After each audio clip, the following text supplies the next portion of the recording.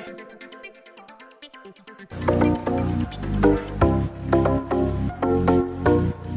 can hear 100% infield. Huge thing here. This is also on island. I mean, can you even see it 3D printed? Oh no, even play around. It's very nice. So we are in the lab. 40 millimeter tube. Whoa. Be mine. All our different materials. How do you guys like this?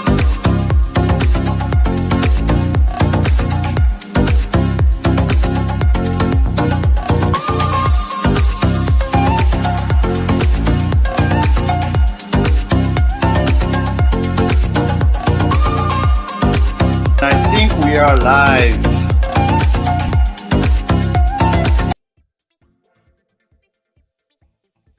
Hello. Sorry, I forgot to unmute. How is everyone today? Sorry for the late. I was right after the stream. I need to join. Actually, they are the Ponymaker, all the managers. They are meeting. So like right now, it started like a few minutes ago. And I also have to give a presentation. I also have to explain all my targets for 2023. But I'm streaming, so I had to finish my presentation like literally before the stream. I just send it to them, and then we'll do the stream. And right after the stream, then I will join their meeting and then present, and then that should be good. So that's why I was late. Sorry for that. So Bildersmark, how are you? Incendium. Let me go back to the beginning. Nonfam from YouTube. Theodore from YouTube. How is everyone? Let's go. Paisley's, of course. Aaron, thank you for joining. The AI is everywhere. Yeah, I'm pretty sure Paisley's is using an AI. That there's no way she has so many accounts on so many Twitch. So many lives, sorry. That's good to see you all. And a lot of live. Is there a lot of live today? Okay, let me check. I just quickly prepared all of this. Let me share that. Okay, so let me check. Who is streaming today? Is there a lot of people streaming today? And I change that stuff all the time. Change. Where is the sort option? Click above to reorder your followed channel. Oh, nice. I can order my followed channel. Recommended for you, viewers, high to low. Recommended for you. Oh, Chris is recommended for me. And then the next one is Subsector 3D, Boyd's, Make a Deck, Babe Rose, is the jam. Okay, nice. How do you know they have this? That's cool. That's cool. And how come Make a Deck is down to 59? Oh, maybe because Chris has started the stream. Okay, got it. Cool. Anyway, how's everyone? Today is going to be a bit of a heavy live stream. I wanna. Oh, sorry, not this one. This one. Today I wanna. I forgot to. Let me go on Discord. I forgot to post that we are live. Sorry, I was really in a rush just before. So let me go to Discord. And then let me. Where is that? Announcements. And then let me copy paste that. We are live on Twitch and YouTube. And then let me get the YouTube link. View on YouTube. Perfect. And then let me put it there. Okay, so that's the post on Discord. And then let's do the post on Twitter. We are live on Twitch and YouTube. Actually. What is pressure advance? And then let's attract people. For the people that wants to know, at least. Because I also don't know. Okay, there you go. Okay, perfect. That's posted, and then let's start the giveaway. let me start everything, then we can dive into the subject. Let me start this. What is pressure lens? Okay, and then let's get the banner going. Amazing. Pixel printing, how are you? Peslis, I have 30 gators. What is gators? Oh, alligators, and nearly 30 jeeps. Oh, that's 60 toys already. I have more, but one of my printer went down yesterday, and how to rebuild? I had to rebuild it completely. Okay. Yes, I mean, all the toys that are being printed at the moment, how crazy is that? We got IC3D, Toys for Tots, Forks in here. I think so. I think a lot of people.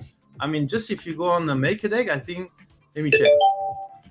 We have Toys for Tots from Pink, Peslis, maybe, I don't know if it's Toys for Tots.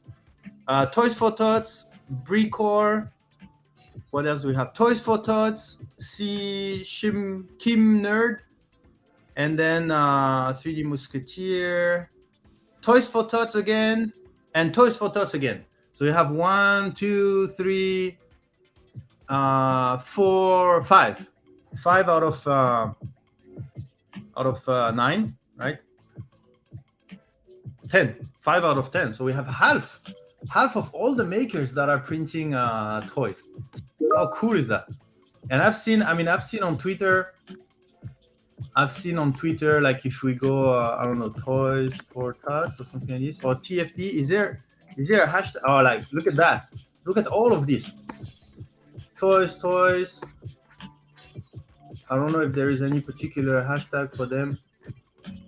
But yeah, a bunch of them. Maybe a hashtag TFT, Toys for Tots. No. Anyway, I did see a lot of picture on all the toys that has been printed. That's pretty amazing. Black. I'm looking for a good purple colored TPU filament. Do you have that color? Unfortunately, not. Like a purple, I don't think we have any purple. So if you go TPU 90, no. What would be the closest to a purple? No, we don't have. We have a beautiful teal if you want. We don't have purple. We have translucent if you want to put purple underneath. And let me check. Our TPU 95. No purple. Beautiful red if you want. A bright yellow. A nice orange. A pretty bright orange actually, but yeah, unfortunately no purple. And TPU 90. Yeah, this one only clear, black and white. If it's TPU, then no. If it would have been something else, like I don't know, a silk, we have a magnificent purple. We have a lot of beautiful purple, but not in TPU. Sorry for that. I mean, how can we not make toys with Ponymaker backing the creators? Awesome toys with the best filament. Yeah, we did send yesterday. I had another call with Dusty Knuckle for Toys for Tots, and there is the filament that we have sent out now was just the beginning. There's more that are coming, and I think MakerDeck has already started sending a bunch of filament to their MakerDaker. To their MakerDaker. Hey Chewy, how are you? Sadly, only one person for the charity maker stream for TFT. Oh, actually, that's a good point. The charity maker should be full now, right? Charity maker. No, much more. TFT,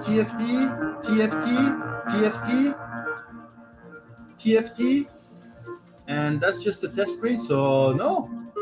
Who said that? Sadly, only one person on the charity maker stream. No, Hack Monkey. Are you talking about this charity maker? You see, you have Astro Printer, charity maker. You have Groovy, James J. You have another James J. I mean, I don't know if this is the same person, but it looks like there's many persons that are actually streaming on charity maker. Hey, Kenneth Sang, how are you? Nordic Squad, everything is very, very well. Everything is very well. we're gonna do a topic that I really like today. I hope you're doing well. Teal is my next color. Yeah, teal. The TPU teal is beautiful. The TPU teal is beautiful. Hi, Dave. Thank you for being awesome. Peslis, we had 27 people sign up for the Maker Deck. We have 27. So I guess they are fighting to get on the deck.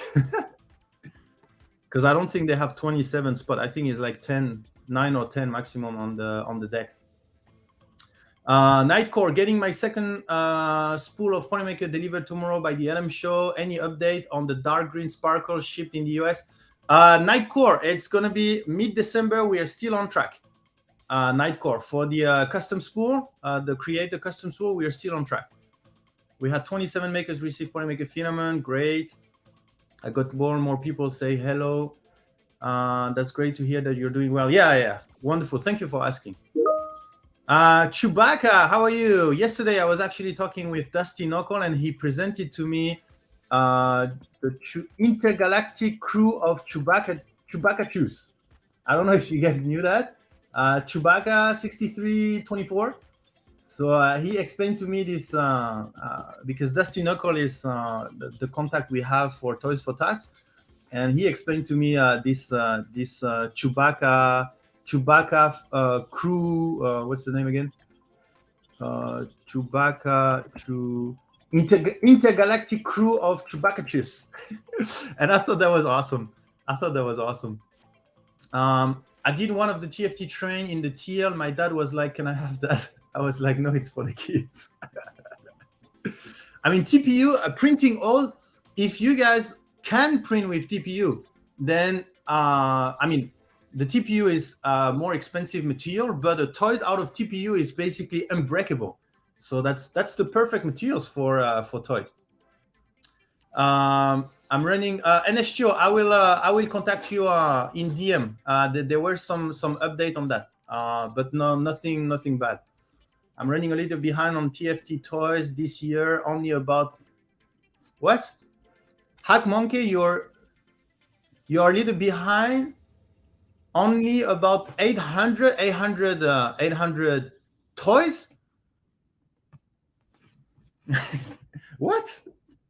Hack Monkey has done 800 toys, and he's like, I'm a little behind compared to last year. Is that 800 toys? Is the real TPU a good TPU to start with? Is the chill TPU a good TPU to start with? What is the easiest TPU hardness products for beginners beside the high flow? Dave, I was about to answer the high flow, but if it's beside the high flow, then it's the TPU 95. The TPU 90 would be the most challenging, just because of the shore harness. The more flexible and the more challenging, basically. So just go the hardest. So TPU 95, and the high flow has a much higher melt index, so it means you require less pressure to extrude, so it's much easier to print. But beside HF, then the TPU 95. The dancing Chewbacca, yeah, exactly. Yeah, that's an awesome name. Yeah, I mean, he explained to me a little bit like, where that come from, etc. And that was amazing to hear. Hi, Maker Viking, how are you? Hack Monkey, how many printers do you run? Well, if he's at 800 and he's running late, I would guess 5 to 10. 5 to 10. Like maybe my guess is 6 printer. Hack Monkey is using 6 printer to print his, or maybe let me 5 printer. Okay, my guess is 5 printer. TPU really is good. One for toys. My kids used to break the ear off their printed toys all the time before I use TPU. Yeah, exactly. I mean, TPU is the best. Even if you have like for example, if you have a print with like some how do you call that, whiskers, or like some very thin stuff, then TPU is perfect. I want purple TPU to make safety bumpers for furniture for a friend. Will save toddler's head from corners and broken toes, and some furnitures we have. I'm not too sure TPU is going to help very much for that. I mean, even if you put TPU on corners and the toddlers is going to hit it, it's going to be very hard. I mean, you better use foam, like the real toddler protection thing for corners. I would highly recommend to use the proper thing, like foam. If you use TPU, I mean, TPU is still quite hard, or you would have to make it like super soft, and it's going to be hard to do. My suggestion is to use foam, and I mean, you can buy it pretty easily. Protect your broken toes. Same. I don't know if TPU. I don't know. It is possible. Black. It is possible. Like a very low infill, and then somehow not many shell, and then you make it very squishy or something. It is possible. But if it's to protect the kids, babies running around, I would highly recommend going for foam. I'm behind last year on toys too because we lost power for so long. Oh, really? You lost power? Zambino Girl? Okay. I want the high flow, but like the other colors. Yeah, the high flow is not coming with many colors at the moment. We have several that have broken 1,000 and couple over 2,000 now. Toys. Oh my God. Can you imagine one person in his home doing over 2,000 toys? I mean, at this point, it's like a manufacturer. AM Mystery, thank you for pre-ordering the LM Show spool. That supports his LM Show, and it's a great partnership we have with him. We have 2 creator spool at the moment. Pezis, Focus says they are sending me a replacement printer, so I will have 2. Okay, great. But are they still going to fix the first one so that you have both working, or they want to completely replace the first one? Because I remember Pezis, the first one, the Focus was not working, right? Let me put my. Sorry, I won't be able to close my team today because if for some reason I need to present earlier, then I will have to leave earlier. Maybe I use the free spool for the high flow and then use my money for the 95. You're right, Dave? That's a good strategy. Good evening, Mo 8088. How are you? What happened to your Focus? Blah, blah. Hey, Do It 3D. How's everything? Thank you for joining the stream. I'm so looking forward to the new colors coming. Oh, we have so many stuff coming. Oh, Silverback, are you in the Awesome Squad? I don't remember. Are you following the weekly open meeting on Discord? If you guys, I mean, let me tell you, if you guys go on our Discord, like Bang Discord, if you guys go on our Discord and you reach Bang Discord and you reach level 10, and it's not hard to reach level 10. I mean, the perfect example is Bob. I don't know if Bob is here. Let me check. Blah, blah. I always mention him. Okay, we have a Bob. I don't remember the numbers. I don't know if it's the same Bob, but he reached level 10 in literally 1 week. He participated a lot. He helped a lot of people. And actually, that was not only for this week. I mean, even nowadays, he's still very active on our Discord. But anyway, he reached the level 10 in that amount of time. So within, let's say, if we are reasonable, because Bob is, Bob is a specific case.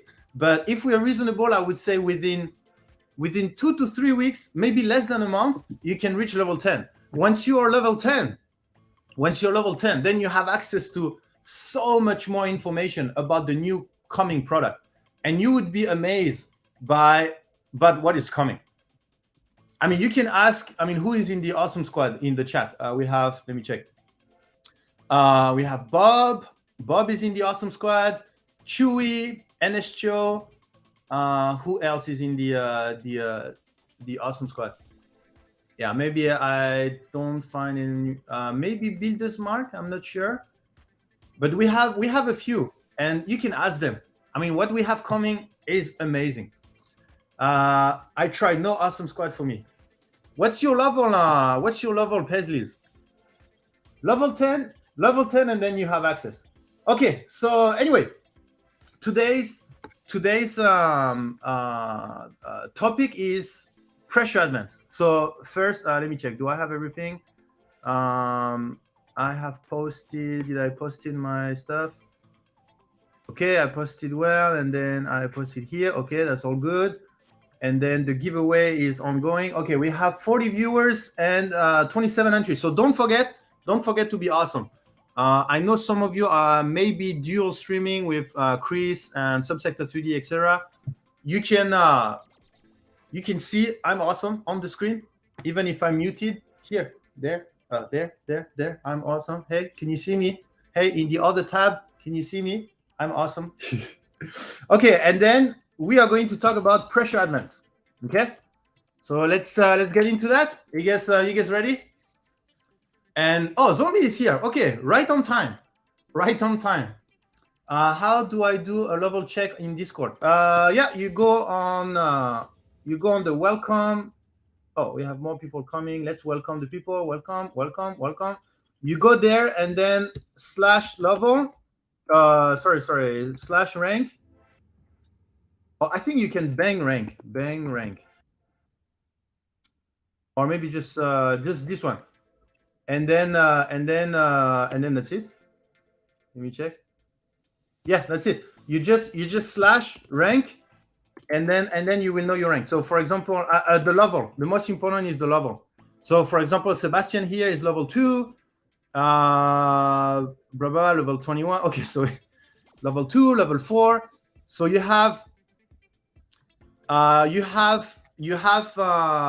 to achieve level 10. And then from level 10, then you have access to the Awesome Squad.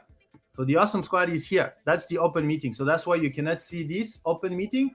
And that's weekly. Weekly, we are presenting a whole bunch of new update on products. So you can go there and then you can bang rank or /rank, I think, and then you will know your rank. Okay, and theoretically,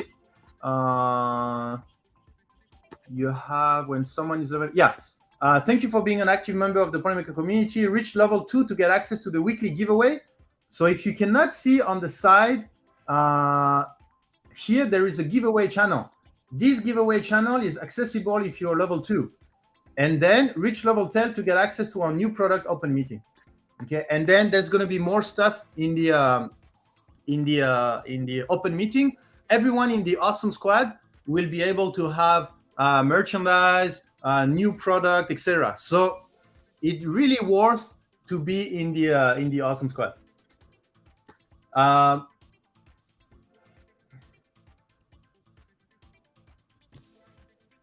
Am I joining you tonight? Oh, Zombie, yeah, for sure, Zombie. Let me send you the invite.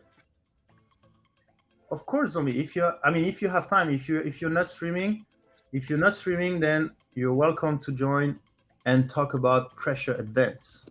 There you go. I just sent to you the link. So anyway, that's when people are asking me about new product. Well, there is a really good way to know about really all these new products, and that's going on the Discord, being active on the Discord with the community, and then reaching level 10. And then every Thursday, for you, it's going to be for the US people, every Wednesday at 9 p.m. You guys have access to a whole bunch of awesomeness. My cat might join. Nice, Zombie. Welcome to Ginger. I still can't decide which filament I want for my recent win. Oh, take your time, Little John. Take your time. You have the link. Bob just hit level 13. What's the link? Dasinath, you are on YouTube, so if you go in the description, there is the link, but it's basically discord.polymaker.com. Discord.polymaker.com. I just sent it to you on YouTube because I know the YouTube people doesn't have access to all the comments from Twitch. So there you go, 9 or 10. Are you pushing it back for the USA? Chewy, no, I will. I decided to not change the time for you guys. So you have changed the time, so I will modify my time. So I will do at 10 for me. So for you, it will be the same. So sorry for this week misunderstanding. Great, we have one new member. Awesome. Okay, so Zombie is going to join us later on and today. So just I have no idea how to do a poll, but out of all the people that are watching now, who, like, if you had to judge your knowledge about pressure advance from 0 to 10, what would it be? So zero means you've never heard about pressure advance. Today is the first time you hear pressure advance. 10 means you have coded pressure advance. Okay, 1 means you've seen pressure advance somewhere on Google, etc., etc. So what would be your guys' level of pressure advance? Chewy 2, Zombie 3, do it. Oh, 8. We have an 8. We have 2 8. Hack Monkey and Do It 3D. Oh, that's awesome. And then we have a few zeros. Okay, a few of you have never heard about pressure advance. We have Mr. Ed is 0.1. So 0.1 because today he just heard about pressure advance. So it's not 0, I guess. Okay, that's interesting. 4.2, 5, 6. Zombie, are you? Zombie is just putting a random number. But okay, that's interesting. So we have 2 people that are pretty advanced, that are pretty pretty advanced for pressure advance. Pressure advance is my favorite David Bowie song. Okay, so that's 0, Dave Robertson. Builder's Mark is at 3, Kenneth saying 4.2, NSTO at 1. Okay, that's interesting. I thought NSTO would, I guess, that's, do you know the graph? Do you know the graph that says FDAF patch 100? What was the question? The question was, what's your knowledge about pressure advance from 0 to 10? 0, you never heard of it. 10, you have coded pressure advance. So that's do it. Thanks to the Voron build and Clipper. Yeah, I guess the people that has built the Voron, even if you have built the Voron and install Clipper, maybe that not always mean that you know about it. So some people have done. So I think Do It 3D, I think is because you do some additional work on also trying to understand what you're doing and how it works. So okay, great. So the good thing, I think I'm at do you know the graph?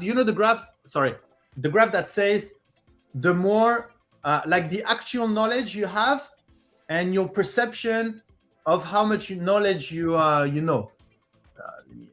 Do you know that? Do you know that graph? PPT time. PPT. Do you know that? I don't remember. There is a name for that graph, but for some reason I don't remember. But that's something like your actual knowledge, something like this. Your actual knowledge, and then here you have something like. Let me put that in. Let me put that in bigger, and your actual knowledge, and then. This is what you think you know, or something like this, right? And then it goes something like what do you think? How do you think it is? And I think if I remember well, it goes something like this. No,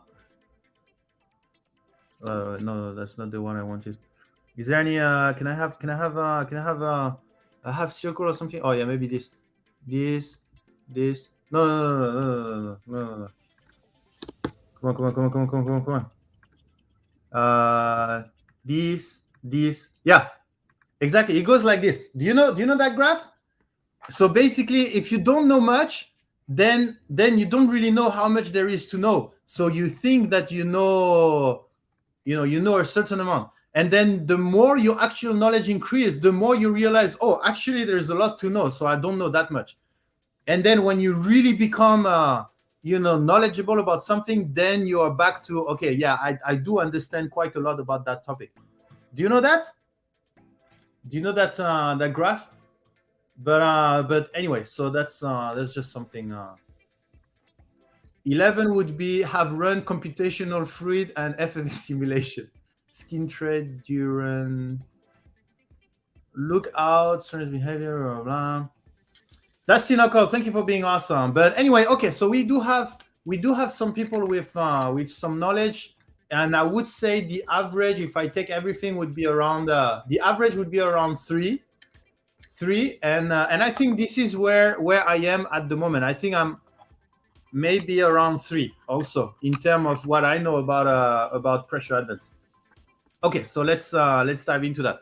There is one video that is pretty interesting on pressure advance that we can go and check out. So I think it's from pressure advance. I think from Eddie. I think his name is Eddie, and that's the one. Okay, so that's hello everyone and welcome. That's the one I want we check together, and of course I think Ash is here. How are you? The pressure advance system accounts for pressure by pushing in extra filament during acceleration and retracting that filament during deceleration. With a high acceleration and high pressure advance, the extruder may not have enough torque to push the required filament. Yeah. Socrates said the only path to wisdom comes from accepting that we know nothing. Yeah, I mean, that's okay, that's interesting. Okay, so I don't think you can hear, so I need to do this first, then you will be able to hear the video. So this, like I said at the beginning, it's going to be a heavy stream. So please bear with me. Eddie has a playlist consistent of 3 video. 3 video. Okay. You guys ready? So let's listen to that. So this is this is I think the first video. So that's the number 1 of his series of video about extruder, and I think it's an interesting video. And then there is the filament force, etc. So let's listen to that. Hello everyone and welcome back. Today we're going to be talking about extruders and really going through the mental process of how we're going to model extruder performance and really quantify it so that we can kind of plot the different requirements and make sure that we're picking the correct motor, the correct gear ratio, and all those parameters for a given extruder or printer. And this takes into account our not only our flow, but also hey, Edge of our 3D, load how are and you? direct drive and those types of things. This will be primarily focused on Clipper kinematics because, again, Clipper is the main thing I'm working on here. But similar things can be also used for other, Marlin or Duet, though I don't have as much information about how those exactly work, so you'd have to update it for those printers. When we look at a problem, we want to make sure that we define what... Do you guys have an echo? Or is it because I have my music in the background? So let me remove my music in the background.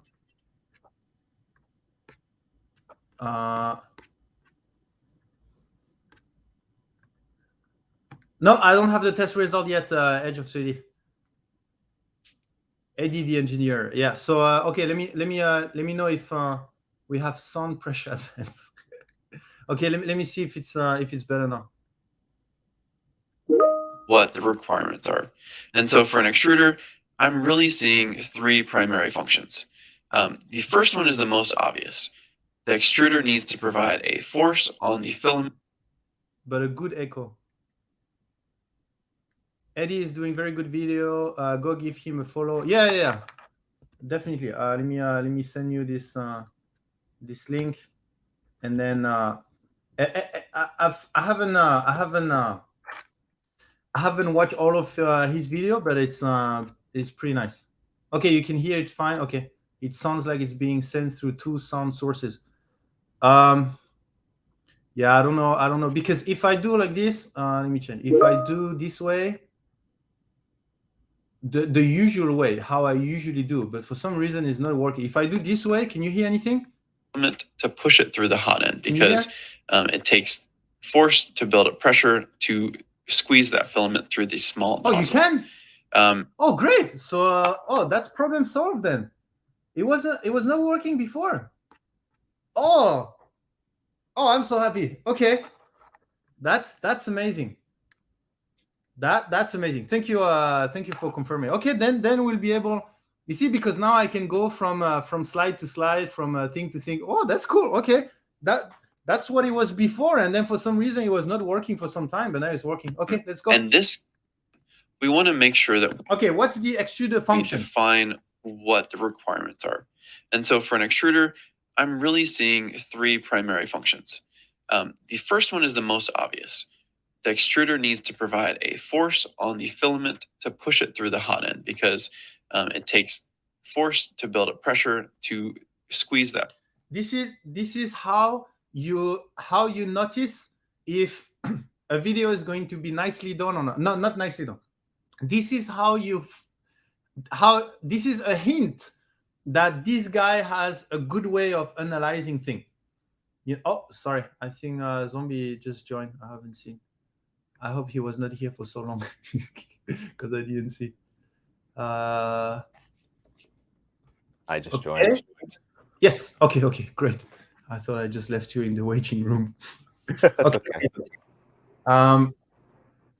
Okay. Welcome to Zombie. He's going to help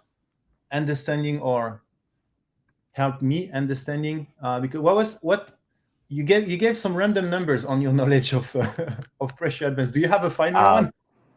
I know how it generally works. I've studied it a little bit.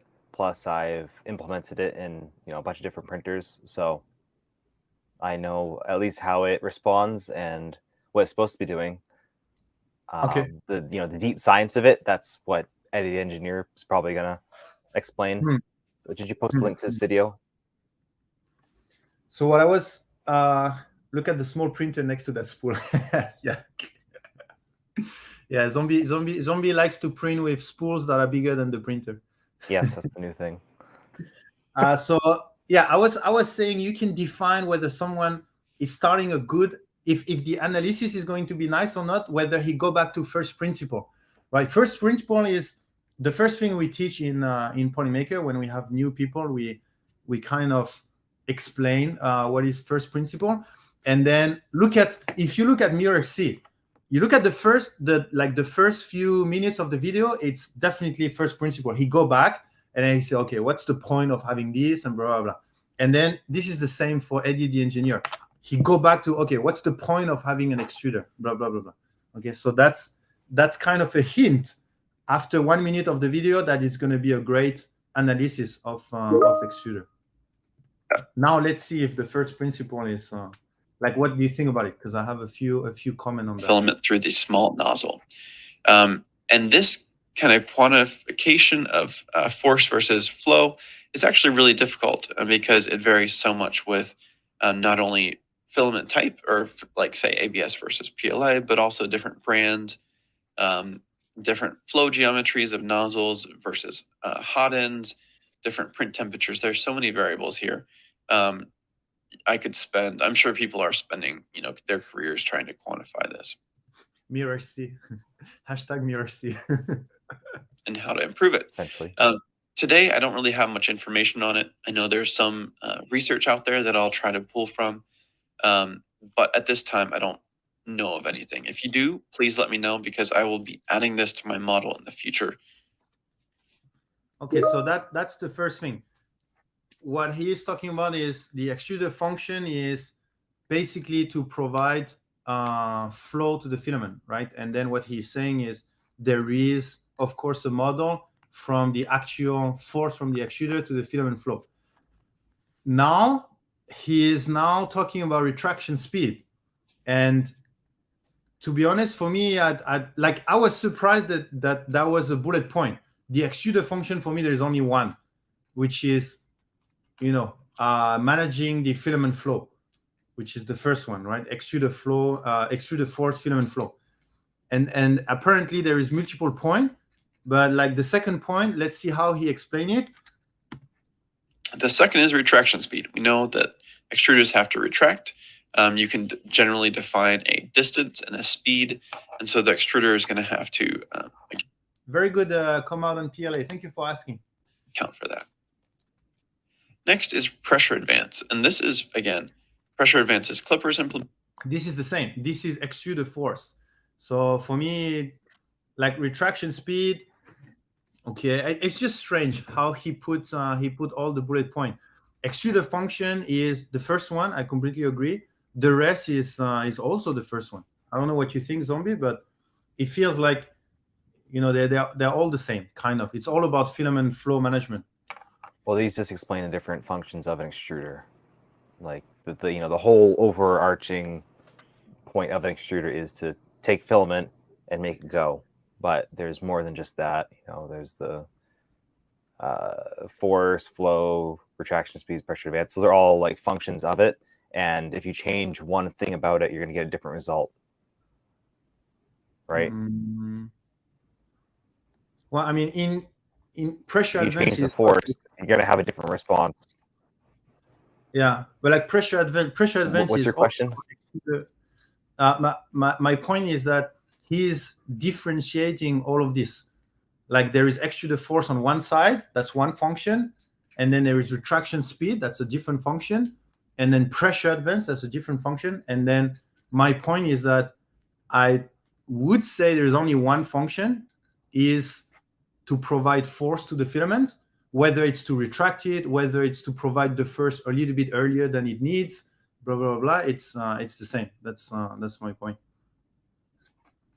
Implementation. There's other implementations for other firmwares, but this essentially says that in order to compensate for flow, we're going to adjust the extruder position so that the flow out of the nozzle is even and steady, even during accelerations and decelerations.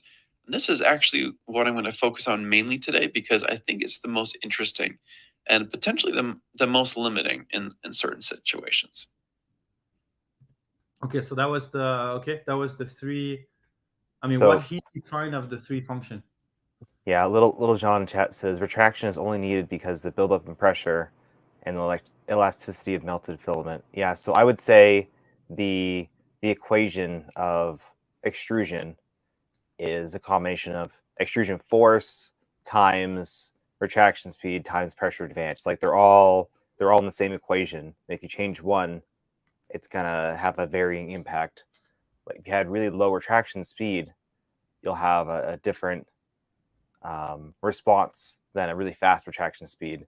And if your retraction speed is too high, then your extruder force might be too low, which would cause issues. So you need to increase the extrusion force, et cetera, et cetera. Does that make sense? That's why they're differentiated, because they're all different functions. Well, They're all different parts of the same equation, but they all have their independent uses. And that's why you need to tune each one of those. Well, extrusion force is different. Like that's your more of selecting an extruder and then selecting the tension on it, and then selecting the current going into it. But the actual retraction speed and acceleration, speed and distance, not acceleration. Acceleration's tuned to, well, I guess technically you could correspond to acceleration, because if your movement acceleration is too high, then your extruder is not going to have fast enough acceleration. It's related to the stress strain curve. What is the stress/strain curve? Yeah, that's the when you do a transfer strength on a polymer, then you will have, the more you pull and the more it will deform, and then you will create that curve. The thing in the CDS. No, I think Gotcha. that in the CDS, but yeah, what for me the function of extruder is filament. It's to manage the filament flow. So I think manage filament flow, and then it takes in input, position, and all the derivative. So position, speed, acceleration, jerk, etc., whatever derivative of the position. And then the only thing you do is you control the position in order to manage the filament flow. That's the only function of the extruder. And in order to know what position the extruder needs to be, then there's a lot of things to know. There is the relationship between the extruder and the position of the extruder and the filament flow. The relationship is a complex equation that that includes Houghton and blah blah. I mean the whole thing, material elasticity, blah blah blah. But there's no pressure advance or something like this. Pressure advance is just a way of acknowledging It's No. part of the extrusion equation. It's part of the position, essentially. Um, So it modifies the position of the filament Yeah, based off of a specific response. maybe for me, maybe pressure advance is the equation, basically.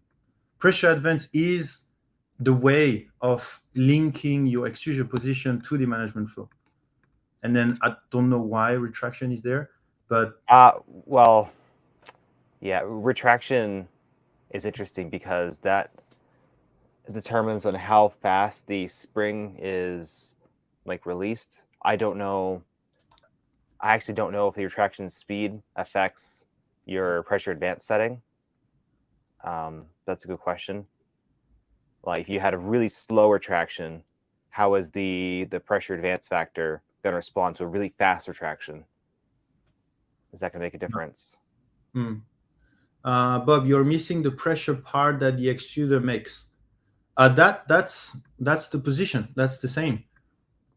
That's the extruder doesn't give an actual pressure. The only thing the extruder does is moving the filament a certain position Right. at a certain speed, whatever derivative. The pressure is just a result of all of this, but it's already part of a calculation. It's not But what don't ask the the extruder. issue with all of this is that you're not getting a one-to-one input output. So you tell the extruder to extrude 1 millimeter, but you're not going to get exactly like an even 1 millimeter out. It's going to build up pressure, and then it's going to extrude, right? And the faster you extrude, the more pressure is built up, so you get a different response. So, for example, if you run a pressure advance test at different speeds, you're going to get different values because of different responses, I believe. Correct me if I'm wrong.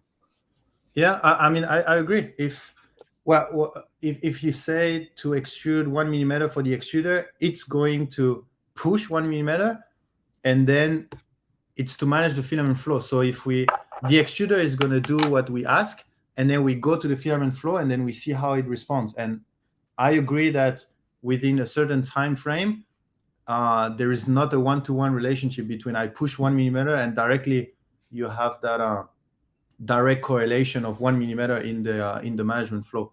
So yeah, completely agree. A certain pressure must be reached to achieve the expected flow rate. This extrusion pressure takes a short time to build up. During acceleration, there will be under extrusion while the pressure is still building up. Inversely, when decelerating, that pressure will bleed off. That causes excess plastic to reach. This I completely agree, Bob. Well, we're just starting from the very beginning as he's doing, right? What's the extruder function?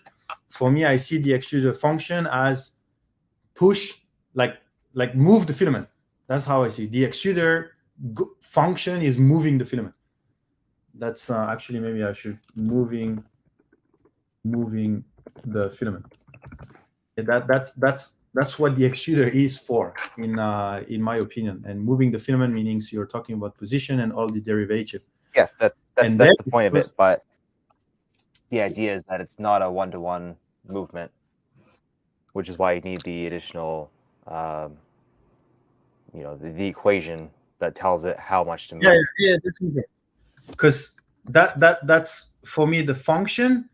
But if you take the whole 3D printer as a whole, then you use that extruder function in order to manage your filament flow. So you could also say, in the whole system is to manage the filament flow. But anyway, I think we are more or less on the same page. So and potentially the next one is extruder parameters.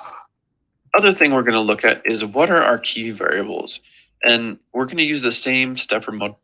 Did we include the nozzle size as a factor? Yeah, definitely. It's also inside. I mean, you basically have the whole printer in. The response to the printer. Yeah. The variables that we've been using for the X and Y motion system, we'll be able to pick from any of those models in that list, and add more as you need.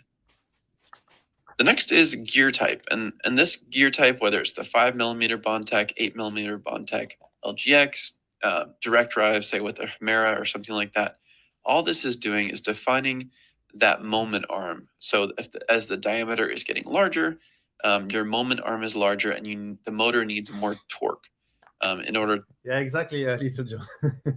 to move the filament with a specific force and specific speed. So again, this is all just preference based on the extruder design. Gear ratio, there's a lot of different ones here, from BMG's 50 to 17. The V0.1 toolhead and Sherpa and a few other ones use the 50 to 10 or 50 to 8. The 80 to 20 is common with the Mobius 3 or Mobius 2 or M4 extruders. 7.5 to 1 it would be Galileo or Orbiter. The 1 to 1 would be, say, a direct drive. And then LGX has those multi kind of gear ratio. Why he's saying 1-to-1 is direct drive? I thought even the direct drive has a ratio. Not a gear ratio. It has a different E-step value, but not a different ratio. So only the Bowden have a gear ratio, and all the direct drive is a 1-to-1? Oh no, he means like a shaft connected directly to the output of the motor. Like no additional gear stepping up, stepping down. Yeah, okay, yeah, makes sense. Not like a direct drive toolhead. Yeah. Setups. I don't know the values off the top of my head, but I'll pull those in for the final calculator. Next, we really have direct drive versus Bowden. And this is key because the pressure advance for a Bowden setup, where you have to compensate a lot more, is actually a lot higher than with the direct drive, where that essentially the springiness of the filament is less of an issue. Yeah, and so this is actually really interesting, and we'll get to more on this in the future. Printer acceleration and also the max velocity and flow both come into effect, where essentially the faster you change speeds, the faster the extruder has to ramp up. And then also with higher flow requires higher force to extrude the filament through at that higher rate. And then with higher flow or higher acceleration, your pressure advance is going to become kind of more severe in accounting for that. So we've talked about the extruder parameters and the general design. So now let's go to this. Okay, so this is another thing that I would have personally break it down differently. He is mentioning the function of the extruder as being these stuff, and then according to these stuff, then he is listing the parameters that would affect this function. The problem is, if you really define this function, then you have way more parameters than this, right? I mean, for example, you were talking about nozzle size. Definitely nozzle size is inside. He's talking about retraction. So I guess retraction speed, retraction distance, and all of these should also be a parameters. Like, he starts by the extruder itself, motor type, gear ratio. This, I totally agree. I would have done the same thing, because for me, the extruder function is moving the filament.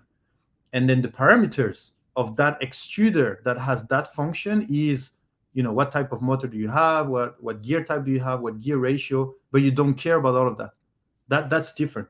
But he put it in the same in the same bucket, which is fine. But then that creates a lot of confusion, because the pressure advance parameters takes in account, material flow, max velocity, blah, blah, blah. That's theoretically in pressure advance. So I felt the first, or maybe the third time I watched that video, because I watched it a lot of time, I felt like these parameters were really mixed up on how it affects the function of the extruder. Either mixed up, either the function are so wide, which is moving the filament, and the reaction, which is the filament flow. If you mix them together, then all the parameters that goes into the equation has to be in here, and there's way more than that, right? And then I don't really understand the max velocity and flow, and then required filament force, DS flow. I don't know. At this point, I thought it was a bit less structured than before. I don't know what's your feeling, Zombie, on that. Can you link this? I mean, those are all extruder parameters. I wouldn't think too much into it personally, because it's not. It's relevant, but it's not as relevant. If that makes sense. Like, to understanding what pressure advance is, it's just important to note that there's different types of systems, and that every factor makes accounts for a different relationship. What I would have done is, we have the function of the extruder is moving the filament, and then the parameters are what he said, motor type, and then bed gear ratio, and then whatever is related to the actual the type gear ratio, the actual extruder, right? The idler, the something, and then I would have done something else that would be related to another function that is to manage the filament flow. And in order to manage the filament flow, then you have again, pressure advance has, for me, nothing to do here. It's just pressure advance is already, for me, is at the end. So to manage, you have what you have, your Bowden length, type, size.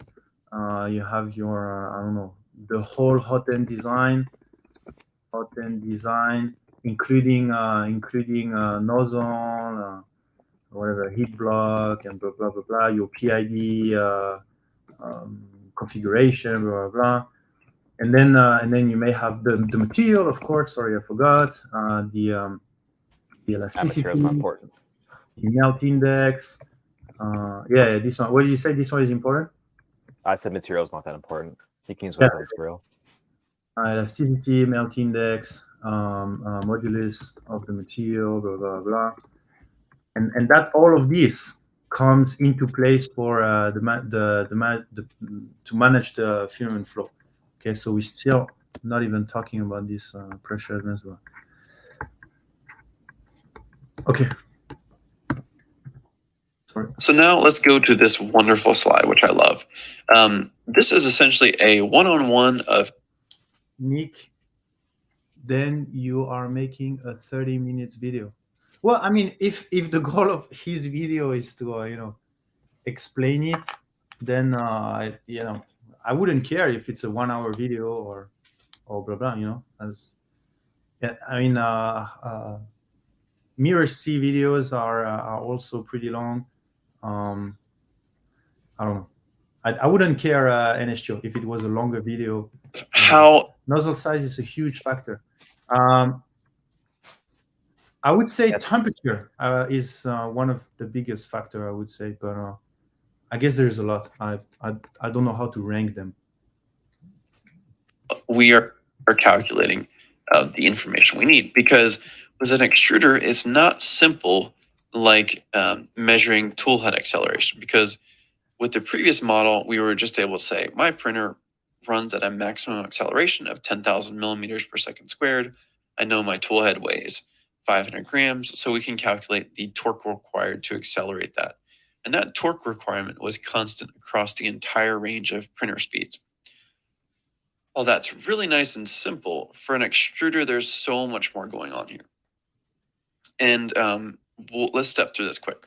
So assuming we have a tool head acceleration, which is a key parameter in this analysis, so say 10,000 millimeters per second squared, if we integrate that acceleration profile versus time, we can get a tool head velocity. So for instance, what I'm saying here is if we start off at 0 and then apply 10,000 millimeters per second squared until we reach 300 millimeters per second, that profile can be integrated to a velocity versus time plot.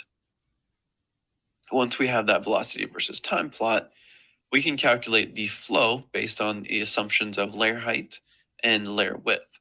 So you have the tool head velocity, and then you calculate the flow. Okay. 300 millimeters per second times 0.4 millimeter layer width times 0.2 millimeter layer height is a certain filament flow. And that flow is essentially the plastic coming out of the extruder, and that is going to equal the plastic going into the extruder. Since we know the cross-sectional area of the filament going into the extruder, we can calculate our filament velocity going into the extruder. And again, if we integrate velocity, we can get position. And so we do that here to get our filament position. And this essentially, Okay, so that's pretty straightforward, right? That's basically what we did last, not last stream, but the stream before that, right?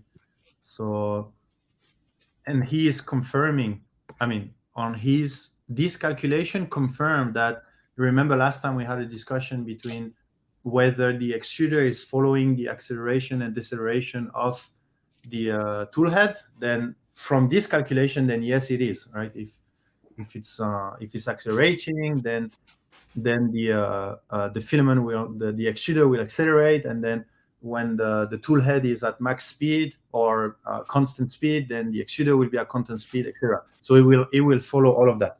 So far so good, right? Let me know in the chat, or Zombie, if you want to go back to understand better. Or usually, if I understand, then Yes, it's pretty good 90% of understanding.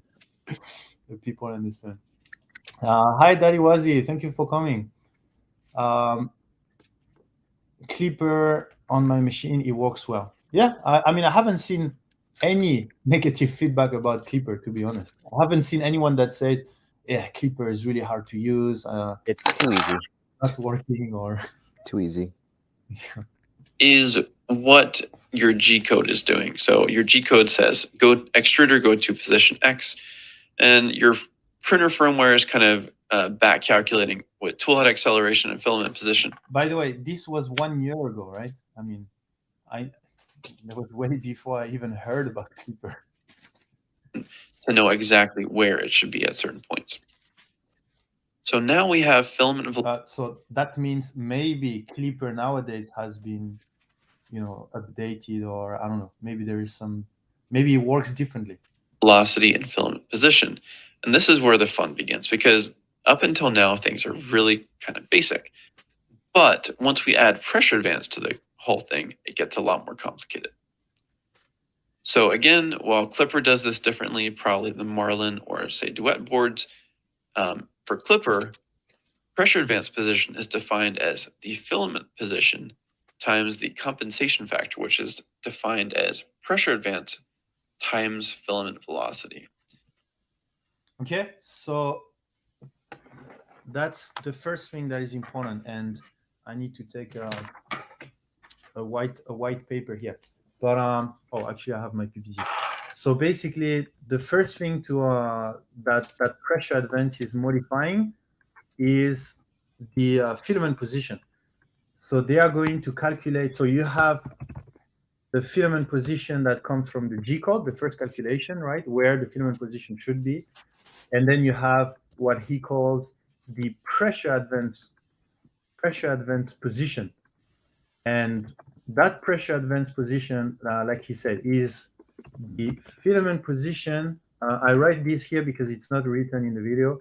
Times it's the the PA position is the filament position plus. Let me do that again. Advance position is defined as the filament position times the compensation factor, which is defined as pressure advance times filament velocity. Okay. So the faster your pressure advance, whatever pressure advance is, times filament velocity. Okay.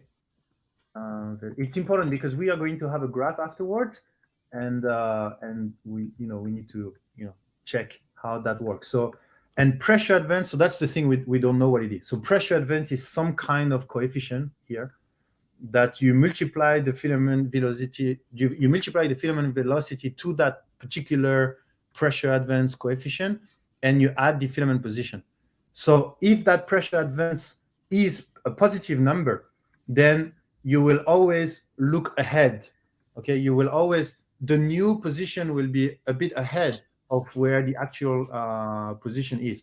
And if you look this coefficient, the PA position, it should be a meter, right? If you look at the SI, and then the filament position is also meter, and then filament position is meter per second.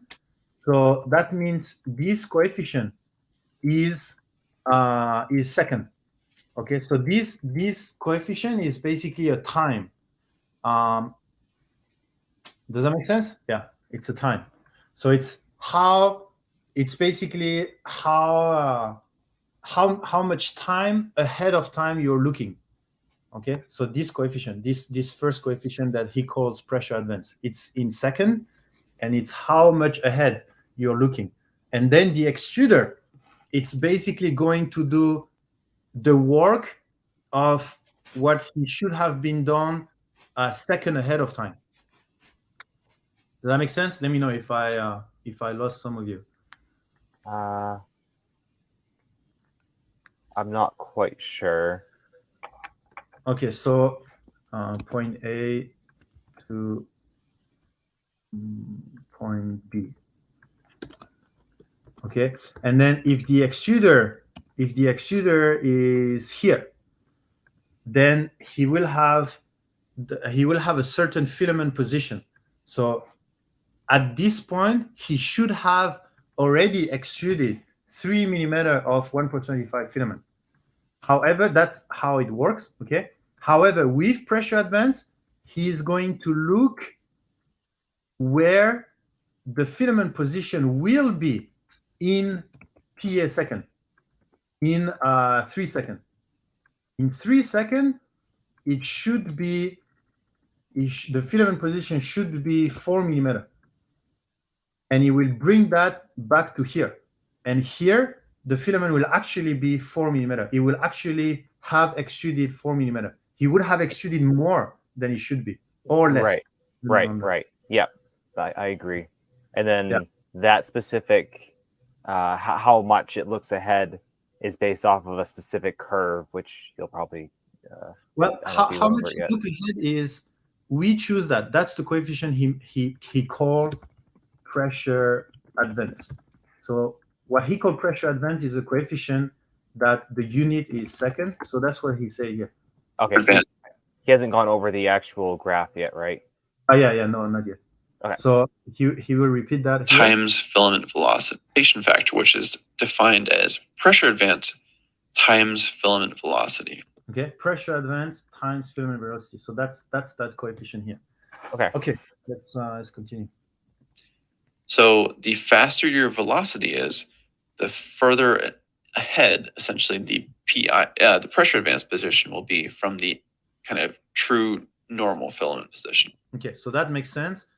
If you go really fast, then this whole coefficient will increase. If PA is the same, is a constant, and then if the filament velocity increase, then you are going to add a higher number. So you're going to look position-wise, you are going to look more ahead, but time-wise, you're going to look exactly the same time ahead, because that's a constant. That's your constant that you define. Over-extruded corners, bulging corners are a good example of over-extrusion due to speed and pressure. Yeah. Hey, James Huffman, how are you? Thank you for being awesome. So this is great. The downside with this is that this essentially is very discontinuous. There's a lot of changes really fast. And so the acceleration, if you just put in this pressure advance position directly into your extruder, would be so high that your extruder would probably skip, because your acceleration is just like 60,000 or 100,000 millimeters per second squared, which is way too fast. Okay, so that makes sense, because let's say your constant is 3 seconds. Okay, you always want to look 3 seconds ahead of time. But the problem is, what if at 3 seconds you are in a different direction? Okay, so you're completely changing what the extruder should do. Yeah, maybe I don't explain it well, so I think we can wait for the graph for that. But it makes sense. So what Klipper has is they have essentially this smooth PA, which is an integral from before and after the current time period. So for instance, with the typical smooth parameter smoothing time of 40 milliseconds, essentially it looks at the time 20 milliseconds in the past. Sorry. I was thinking at the same. I was thinking at the same time, and maybe I don't understand. I don't understand why PA position would have acceleration that are too high. So yeah, let's weight the graph. I don't understand actually. Through 20 milliseconds in the future, and it integrates this because it's a continuous function. This function is a continuous function. So that's why I don't understand, but we can check the graph. pressure advance position, and then does some math to smooth it out. So essentially you get this nice continuous curve that allows you to still get the same kind of effects as pressure advance, but allows your extruder to actually keep up. Okay, so the second thing. Okay. Come ahead. So it would take high acceleration values that would be impossible for your extruder to produce, and then it smooths it out, which makes sense, right? If it's telling, if you're going from, if you have no pressure in the hot end and you suddenly need this much pressure, it has to extrude ridiculously fast, but it can't. So that would kind of smooth it out. So smooth the transitions from the differentiation and flow. It would smooth that transition out to a specific reasonable value. I think that's what that's trying to say. Yeah. The point I don't understand is why, because it seems you have the PA position is the filament position. The filament position is the normal one. So it's continuous. There is the acceleration is something that the extruder can do, etc. And you're just adding this on top. So, but filament velocity is also a continuous function, and the PA is a constant. So at the end of the day, the PA position is also continuous. So well, the velocity is not it's not linear. That's what you're trying to say. No, the velocity, linear or not linear, that's fine. But I'm talking about continuous. I'm talking about continuous because if it's not continuous, it means you're going to have a sudden change, and then that's where the huge acceleration come from. But the point is filament velocity is continuous. But anyway, he has some nice graph after, so we'll be able to understand where that high acceleration come from. Okay, so the red one is coefficient.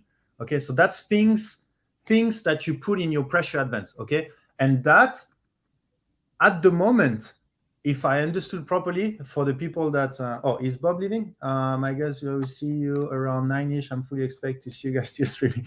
Okay, see you later, Bob. What you put in your pressure advance is this coefficient. We could discuss this coefficient. What are the factors that influence that coefficient? And I think that could be a great stream, but that's going to be very, very complicated. So all the things that we have mentioned here, that's not what you put in your pressure advance, right? It's not, this coefficient could be calculated theoretically, but in reality, what pressure advance is doing is you just put some random numbers and just see how it goes. Because can you imagine putting all of this into a pressure advance and then it automatically calculate the perfect PA? Unfortunately, that's not how it works, right? So the best way of calculating it is to measure it. I'm actually running a pressure advance test right now that's documented in the Clipper guide. I'll have zoom on this camera, but let's see. So right now it's going around in circles, and it's extruding, or it's a really fast speed, and it's continuously increasing the K factor as it goes up. So you'll see in the corners, they start off very bulged because there's no pressure advance factor applied. So it runs into that issue where there's too much pressure buildup. But as it goes up, it's applying that factor and slowly increasing it.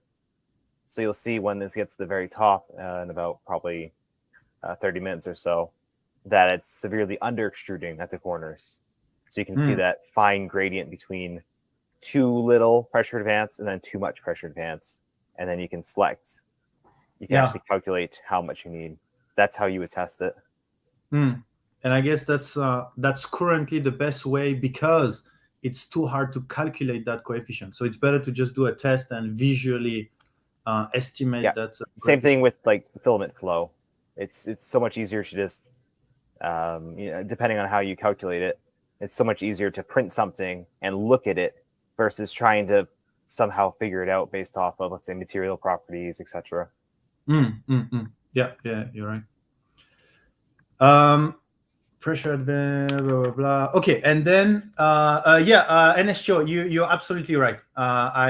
My thinking was not correct, but yeah, you're absolutely right. You can have a function that is continuous, but the derivative that is not continuous. That's absolutely right. This could be a good application for a neural network trained on ask for extrusion volume and motion vectors against the actual extruded volume output. Yeah, Little John, that could be great if the PA has dependency on parameters that are changing during a print. Like, for example, during a print, velocities are going to change. Acceleration, I guess, is the same the whole print, but velocities are going to change. Z-axis is going to change. Am I right, Zombie? Acceleration is the same, right? You define an acceleration at the beginning of the print for different stuff, and then you would use so all external accelerations will be the same. Yeah. So, but if this coefficient changes, if, for example, the filament velocity is different, then the PA should be different.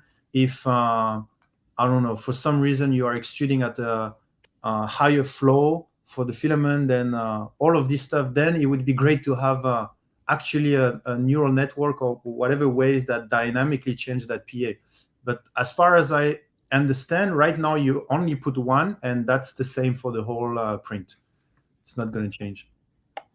Yes, because it's well, the way I understand it, and I might be wrong, is that it's applying a factor to whatever your equation is for extrusion, and you're tuning it for the external, whatever your external perimeter is. But I'm not sure specifically what factors would, if you change the speed, does it work at the same speed? A Klipper tells you to tune it at 100 millimeters a second. I'm not sure if that's because they expect the printer to be printing that fast, or just because it gives you a different value at that speed, etc. So I'm not sure. That's a good question. People in chat can chime in. Little John, not all features have the same acceleration. Yeah. I mean, I understand that the different features have different acceleration. What I was saying is, one feature has one acceleration, and will use the same the whole print, except if, I guess, you do like some different processes with your slicer or something like this, but it should be the same. But on the other side, the speed will change often during the speed. It's not the same speed all the time, right? Okay. So this is what's actually sent to your extruder itself. That is not good. PA should change via speed and acceleration. Okay. Yeah. Maybe. I don't know. Sorry, I forgot. So there is actually a second coefficient. Here, the first coefficient that you had is the PA, that is in second. Okay, the unit of that coefficient is second, and it is how ahead of time you're looking at. How ahead of time do you wanna look? Okay. The second one is a coefficient that will be entered in the how do you call that, interpolation, or like the smoothing function. So you have a smoothing coefficient. Okay. And that smoothing coefficient, theoretically, let me think, what could be the unit? Yeah, because that equation is, it's a mathematical equation of smoothing a curve, right? That's a mathematical equation.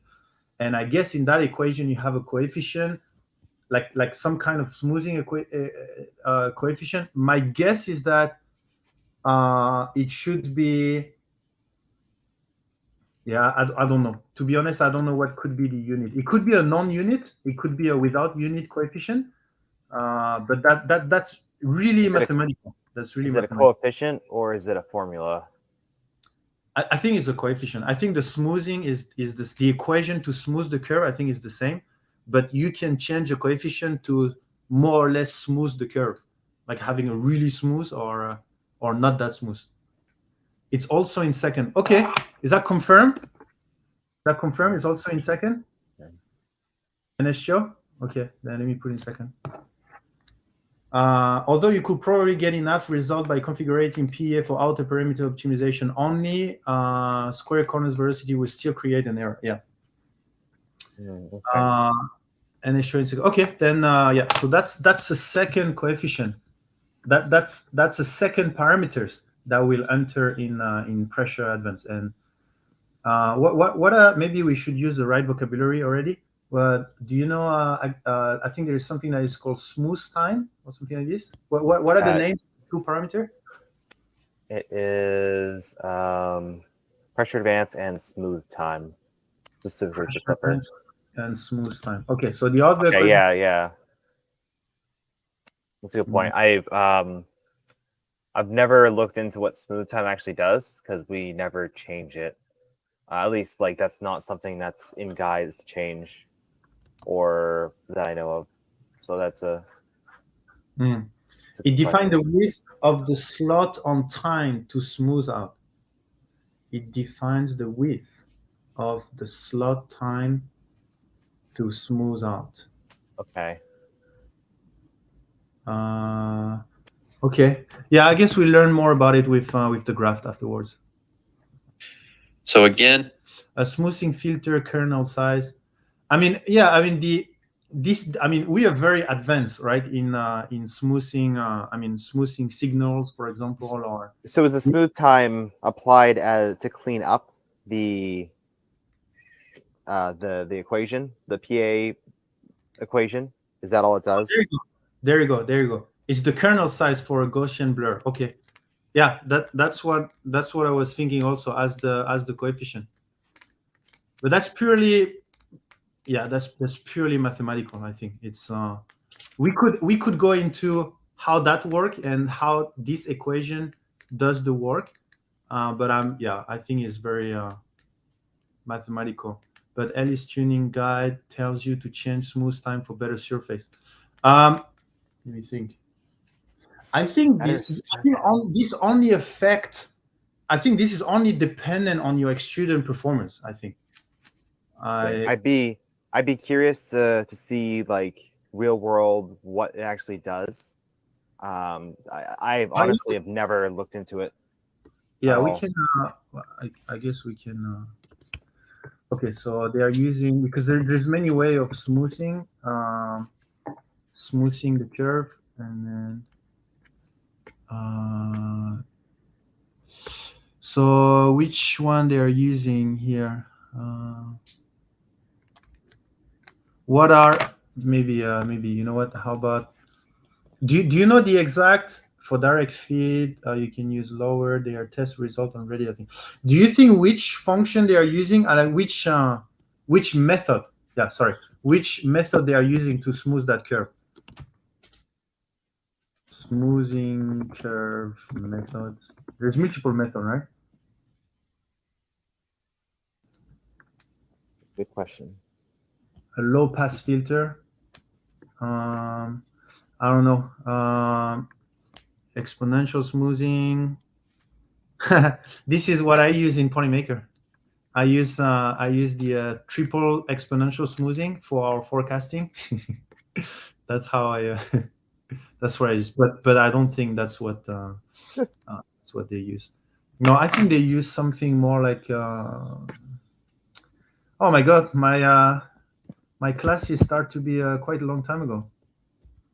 Class? Well, I was graduated 7 years ago. Oh. Yeah, so start to be long ago. Low pass filter, okay. Low pass filter. Okay, so that's exactly what it's doing. Okay, like the going from the blue one to the red one. Okay, now the idea is, yeah, I'm not too sure we'll have time, because I have to do my presentation in Jesus. 1 hour, like 1 hour and a half, let's say. So I'm not too sure we'll be able to go through that mathematical. I mean, every smoothing function I'm not going back to college. No thanks. is pretty is pretty complicated. Or maybe not every, but at least the one I've worked with are pretty complicated. It's giving me PTSD. Take it away. Come again? It's giving me PTSD. So okay, so let's just think that they are using a smoothing method, whatever method they are using, and there is a coefficient that allows the for like how smooth it's going to be, like how severe it's going to be away from the data to smooth it, something like this. You may Sure. want to start from Schrodinger's equation.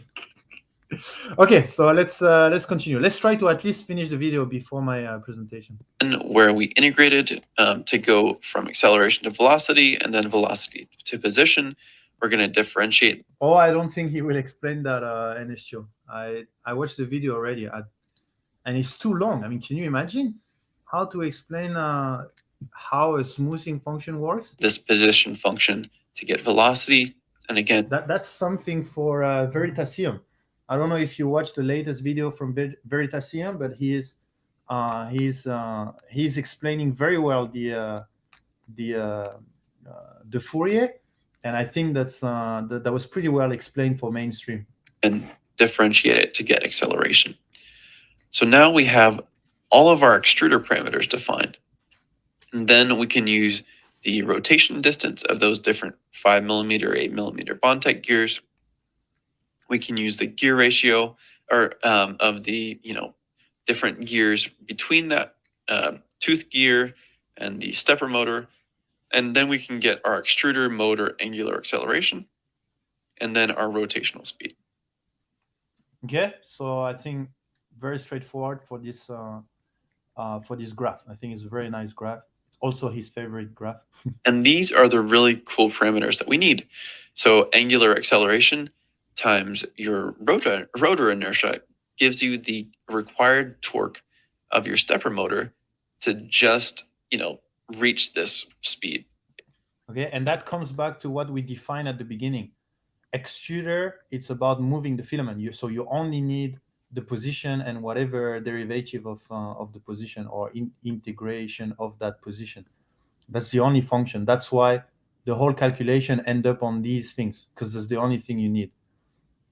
Ignoring Pressure advance is just in that equation. all the other parameters like filament flow. You said you're fine with 30 minutes video.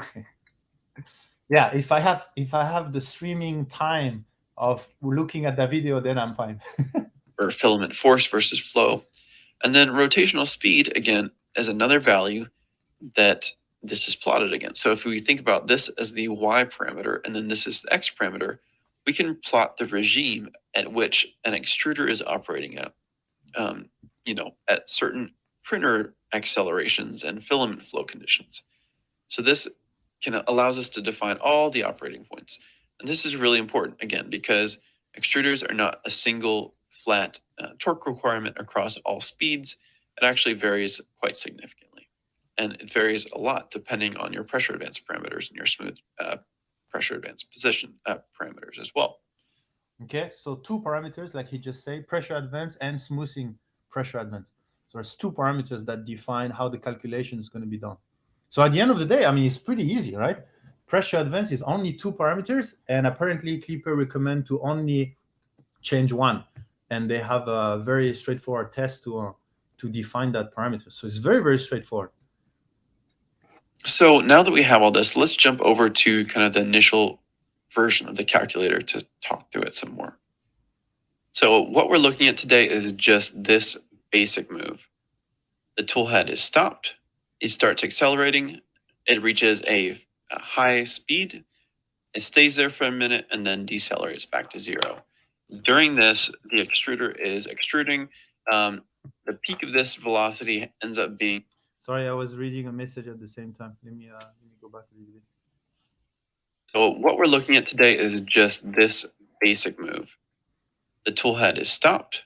It starts accelerating. It reaches a high speed. It stays there for a minute and then decelerates back to zero. So that's tool head velocity. And whoa, he has a pretty quick printer. 370 millimeter per second. During this, the extruder is extruding. The peak of this velocity ends up being roughly 30 cubic millimeters per second. So now let's jump over and see what the extruder is seeing during this time. When we get to extruder velocity, you'll see that the general shape is almost identical. There's not all Okay, so that's what we reviewed last time, right? that much going on. Let me check just give me a second. Okay, so that's exactly the same. Okay, so he just followed this. Okay, he has the tool head velocity graph, and then from that tool head velocity, he deduced the filament velocity. Okay, so it's a very straightforward calculation. Bring this time identical. There's not all that much going on. It goes from 0 up to a fixed value, maintains. Raid from who? Oh, Big Jano, thank you very much. Welcome, Hey, thank you for the Raider. raid. How is everyone? How What is were the you streaming stream? today? Oh, What were you streaming today? See some marbles. Marbles are fun. nice. What do you do? Marbles? He did some marbles? Nice. Yeah, I used to What do you be do? on the marbles stream gang.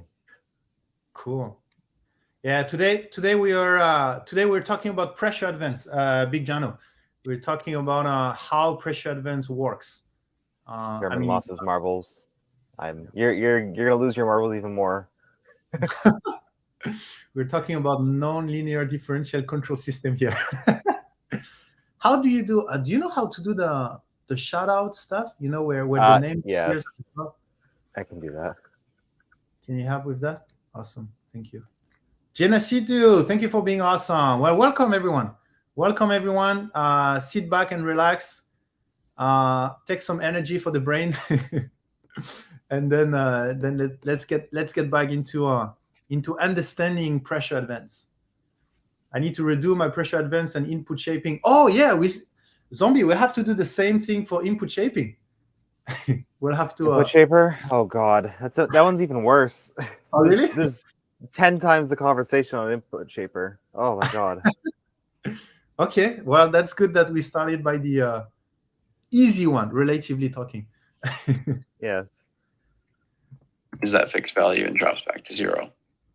Integrating this, which is taking the area under this curve, we get position, which is essentially just no extrusion. And then once the tool head starts ramping up, we increase the slope until it reaches a fixed value, and then it tapers off back to a flat value. Okay, so that's the extruder position. So if we go back, that's filament position.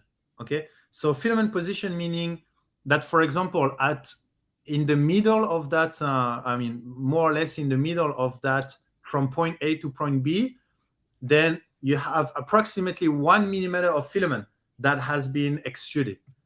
Okay, so that's the millimeter here. That's the distance the filament is going in the is being pushed by the extruder. Just the and obviously it's only going up, right? It cannot go down. Raw extruder position without any pressure advance. Let's take a quick jump back to this chart because I think it's best to reorient where we are. We jumped in here at toolhead velocity, which took into account our toolhead acceleration. We calculated the filament velocity directly from that. Mm-hmm. And then we integrated to get filament position. So now we have both of these values here.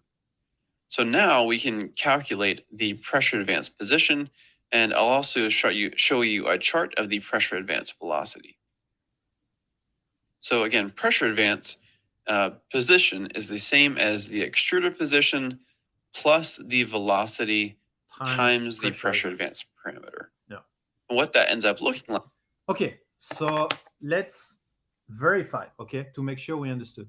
At the beginning, he gave his pressure advance parameters. So his PA is 0.08 second, okay?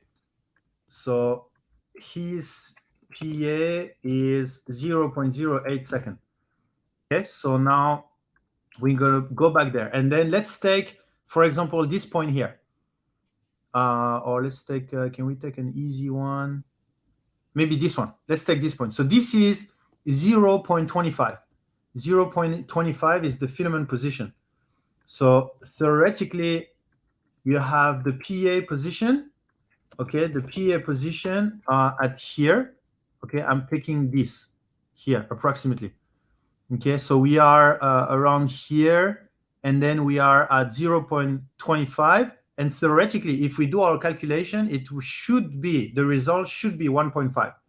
Okay, so we take 0.25, 0.25 millimeter plus PA 0.08 second times the filament velocity at this point, which is the filament velocity at this point, which is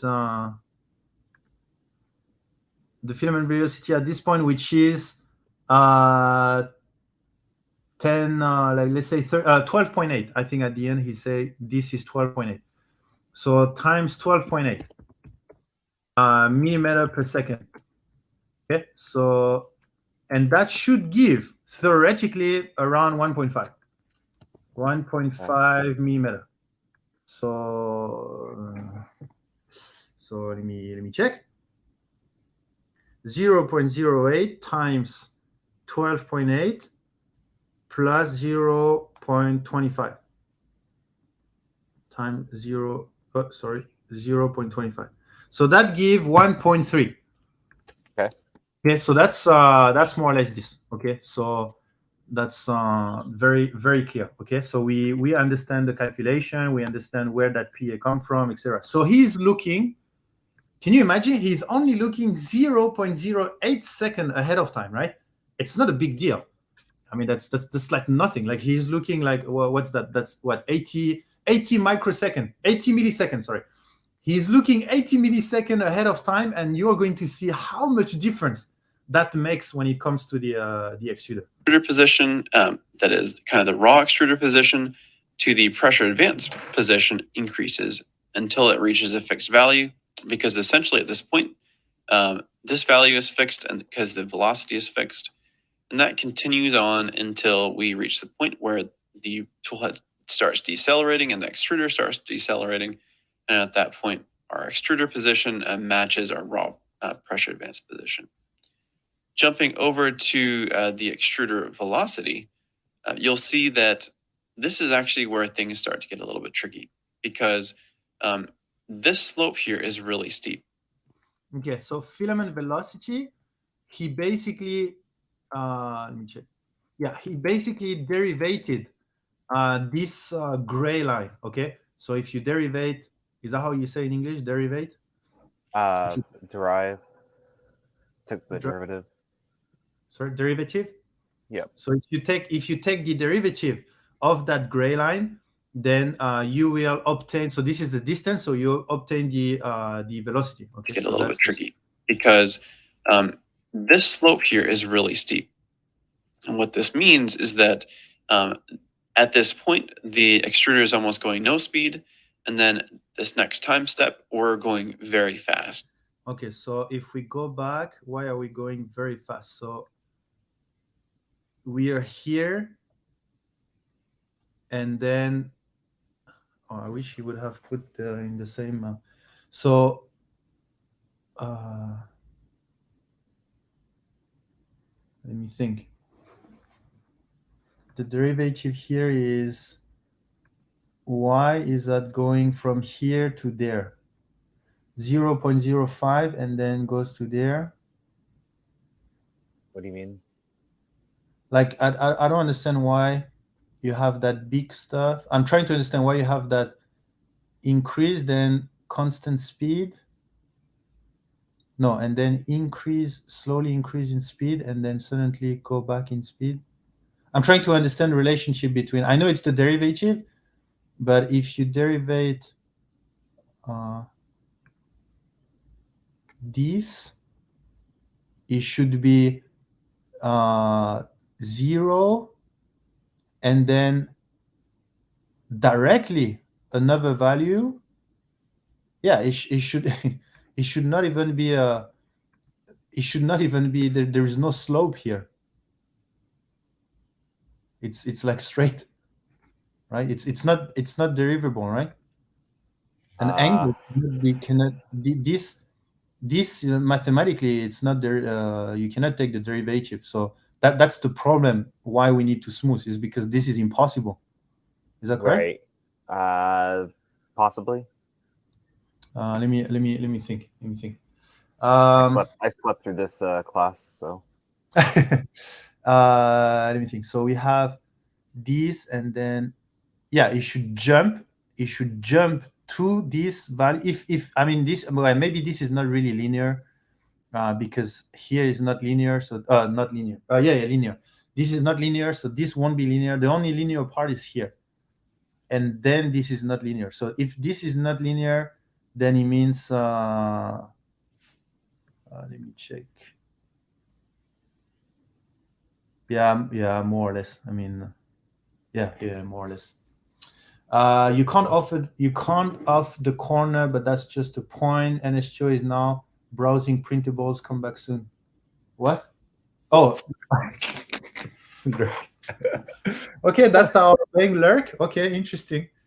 That's I had that. free marketing for Prusa printables.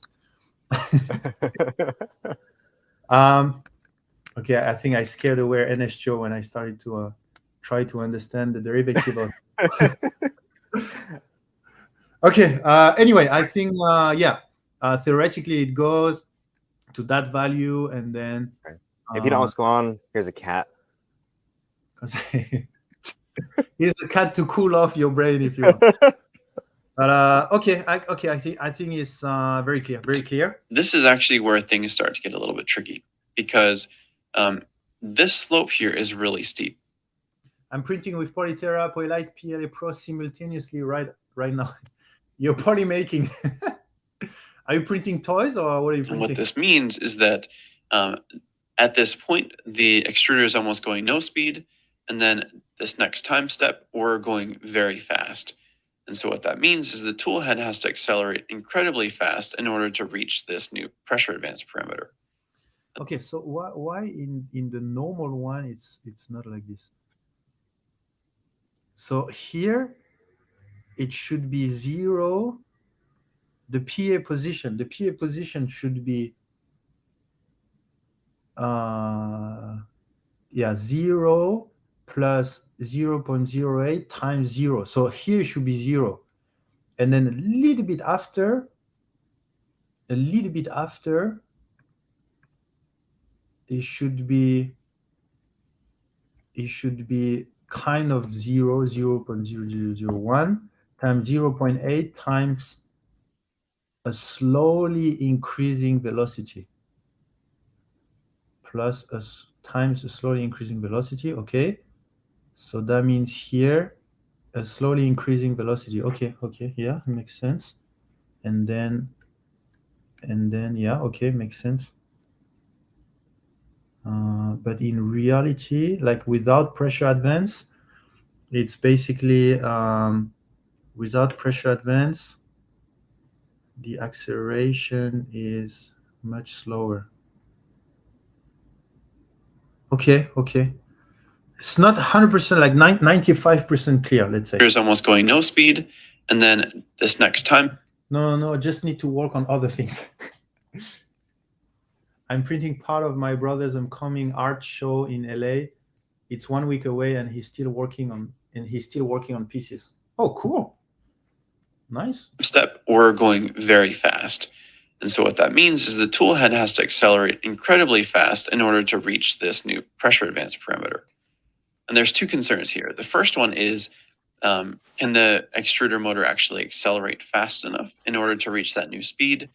And then the second one is, like, is there going to be any issues with the extruder itself with, Sorry, my brain cannot accept this 95% understanding. There is this additional 5% that makes me want to understand. We just said that we are looking ahead 0.08 second, and we just defined that pressure advance should be this graph, which is position. The pressure advance position should be the position of the extruder 0.08 second after, but that's completely different. The position of the extruder? Oh no, that's the that's the position of the extruder. You get what I mean? Like we just define, is it the position of the extruder? Filament position. Yeah. So the filament position here should be 3 millimeter, and the filament position after 0.08 second should be 4. And then we put the 4 here. But if we look at here, the filament position should be, let's say we take here, the filament position, okay, here distance, filament position should be 0.5 here. Yep. And in 0.08, it should be a little bit more than 0.5, right? That's the part I don't understand. But in reality, pressure advance is here. So velocity times,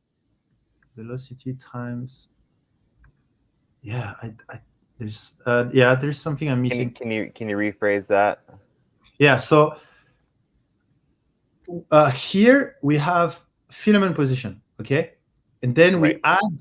we add the time times the filament velocity. So this equation is basically where the filament position will be in PA time, right? In 0.08 second, where it will be. So I have, yeah, does that make sense? Sure. So in this graph, we have where the extruder, the filament position is over time. Then why? So basically knowing the PA position would just be moving that curve 0.08 on the left, right? So you should move that 0.08 on the left. So let me do that again. Let me do that again. If PA, so okay, let me do that again. So I will calculate the same as before. So we were 0.5. Okay, let's take 0.5. My extruder position is 0.5. So the raw pressure advantage position, is that the applied position to the extruder? Is that the actual position of the extruder? Yeah, that's because he takes the filament position. Yeah, it is. We can go back to the graph. So what's the confusion? So the confusion is at what point? I don't understand on this. What I understand is we are looking 0.08 second ahead of time, where the filament position will be in 0.08 second. That's how I understood it from this equation. Yeah, I'm not certain that that's the, well, you did the math, right? The math checks out. Well, I will do it again because I don't know the answer to that. I don't. Because, I mean, it's like you have, but that makes sense. You have a car, and then you are at 0 meter. You are at let's say you are at 1 meter. Okay, so you started the race, and then you are at 1 meter, and at 1 meter you are at 100 miles per hour. That's a very fast car, but anyway, 100 miles per hour. And then okay. So, oh yeah, sorry. How do you say? 1 mile. Okay, you are at 1 mile, and the car goes at 100 miles per hour. Now, you want to know where the car will be 1 second after or 1 hour after. So you take this 1 mile plus 1 hour after times the velocity you have right now, which is 100 miles an hour. So you will be at 101 mile, basically. Uses the current velocity, not look ahead. That's what NHQ. Yeah. Need to work on printing. So what is the? Not look ahead. Yeah. Okay. Yeah. So it uses the current velocity. But what is PA doing? What is the pressure advance doing? You already calculated that. There's the 3 sections. There's the acceleration. So there's the change in velocity. Then there's a consistent velocity. Then there's the deceleration. Right? Yeah. current. So it should be even less. Anything. Yeah, it's looking at 0.08 second ahead of time if it maintained that current velocity. But oh my god, my head is starting to burn. My brain is starting to burn. It's Why don't we boiling. continue with the video? Huh? See what. Do you want to continue with the video and then look at it after? Yeah, but then I have difficulties to understand the rest. Then I will have to come back anyway here and then re-go through the video with that proper understanding. If you go 100 miles an hour and you have 100 miles an hour plus 1 hour, it adds the velocity curve times by a factor to the position curve.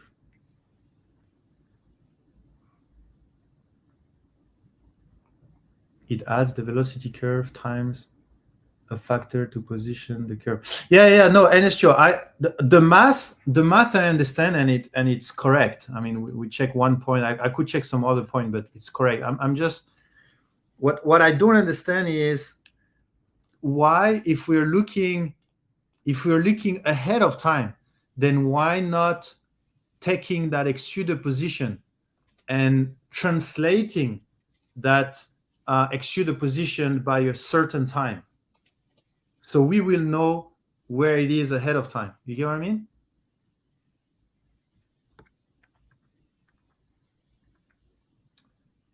Nick, I rewatched them with you and discuss.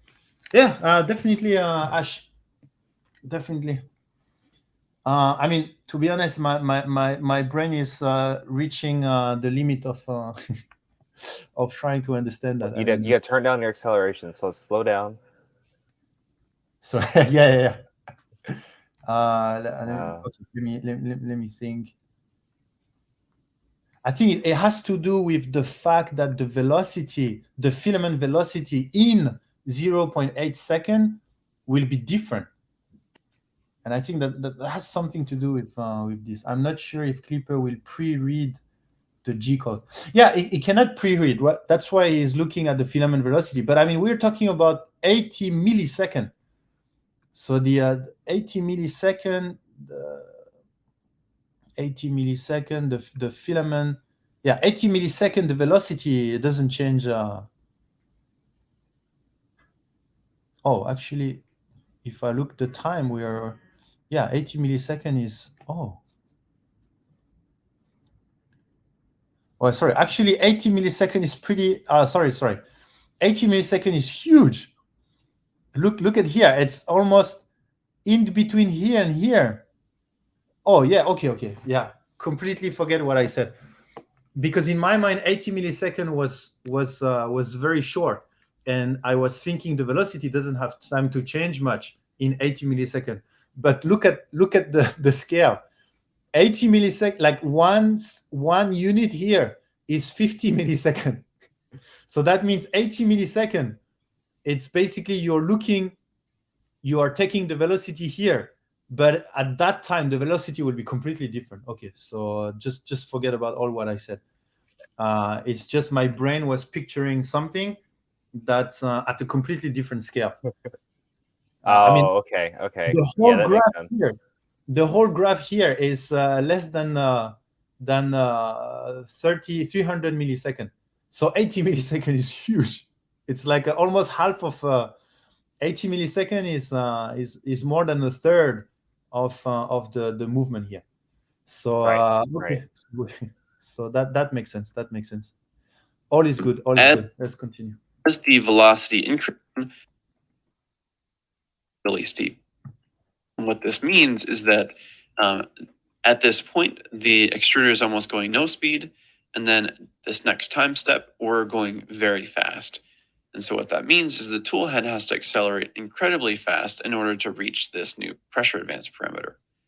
And there's two concerns here. The first one is, can the extruder motor actually accelerate fast enough in order to reach that new speed? And then the second one is, like, is there going to be any issues with the extruder? Because, sorry, let me just explain one more time. Actually, when you're here, you're actually looking 80 milliseconds ahead of time. So you're looking here. You're looking here. Can you imagine? You're here and you're asking the extruder to suddenly extrude the amount that it should have here, more or less. Now that explains why this acceleration is crazy. It's not even possible. Pressure advance parameter. And there's two concerns here. The first one is, and here's really where we start seeing the issue with this. If you note, the orange lines down here is basically the acceleration that would normally be required without pressure advance. And then you see these enormous spikes with the gray lines where the kind of raw, unsmooth pressure advance. So we're talking about 17,000 millimeters square. Can you imagine? And I mean, when we look at the XY and stuff, it doesn't look that big. I mean, we have printers doing that, but we're talking about the filament acceleration. Remember, we're not talking about the extruder, the actual extruder, shaft. We're talking about the filament has to go 17,000 millimeters squared to be extruded. This is huge. Advanced values are just extremely high. And depending on the gear ratio and rotor mass and all that type of stuff, what the extruder is actually seeing could be incredibly high. Yeah. And if it's too high, then essentially your extruder is going to skip and you're not going to get good results. So going back to our flow chart, now that we have all of these raw pressure advance positions, we can calculate what the smooth pressure advance corresponding position is. And okay, so that's the smoothing equation that we were talking about, which we didn't go into detail, but you can Google a different method of smoothing a curve. That is this blue line here. You see it follows the gray line, but kind of takes off those corners. And the shape of this blue line is really determined by one parameter, which is the smoothing time. And you can start to see here, you see, the extruder will be at the right position at 0.05 at 50 milliseconds will be at the right position. But the extruder is actually starting to extrude already, like 30 milliseconds before that, starting to extrude. For the pressure advance. What Later, it is. NSU. See you, NSU. See you next week, actually. Sorry, what did you say, Zombie? Say goodbye. Yeah. Matt, I mean, if you're skipping, is it better to increase your heat on the hot end or to increase the flow rate? If you're skipping, you should increase the heat. I mean, if you have choice between these two, increasing the flow rate is not going to change anything. If it's skipping, then that's it. The flow rate curve's kind of interesting though, because it does start off kind of flat, and then the faster the more flow rate, it starts to slowly drop off. Then you hit a max limit, and then it plummets. But it's pretty linear. It's like extrudes and not extrudes, so you can't overcome not having enough extrusion. Essentially does is it looks at the smoothing time centered across. So if we were looking at the pressure advance time for 0.05 seconds, we'd look at the smoothing time divided by 2 before the time we're looking at and after. That's how it's using a moving average smoothing method. So it's using one of the easiest smoothing time. Yeah, that's cool. Smoothing method that exists. It's funny.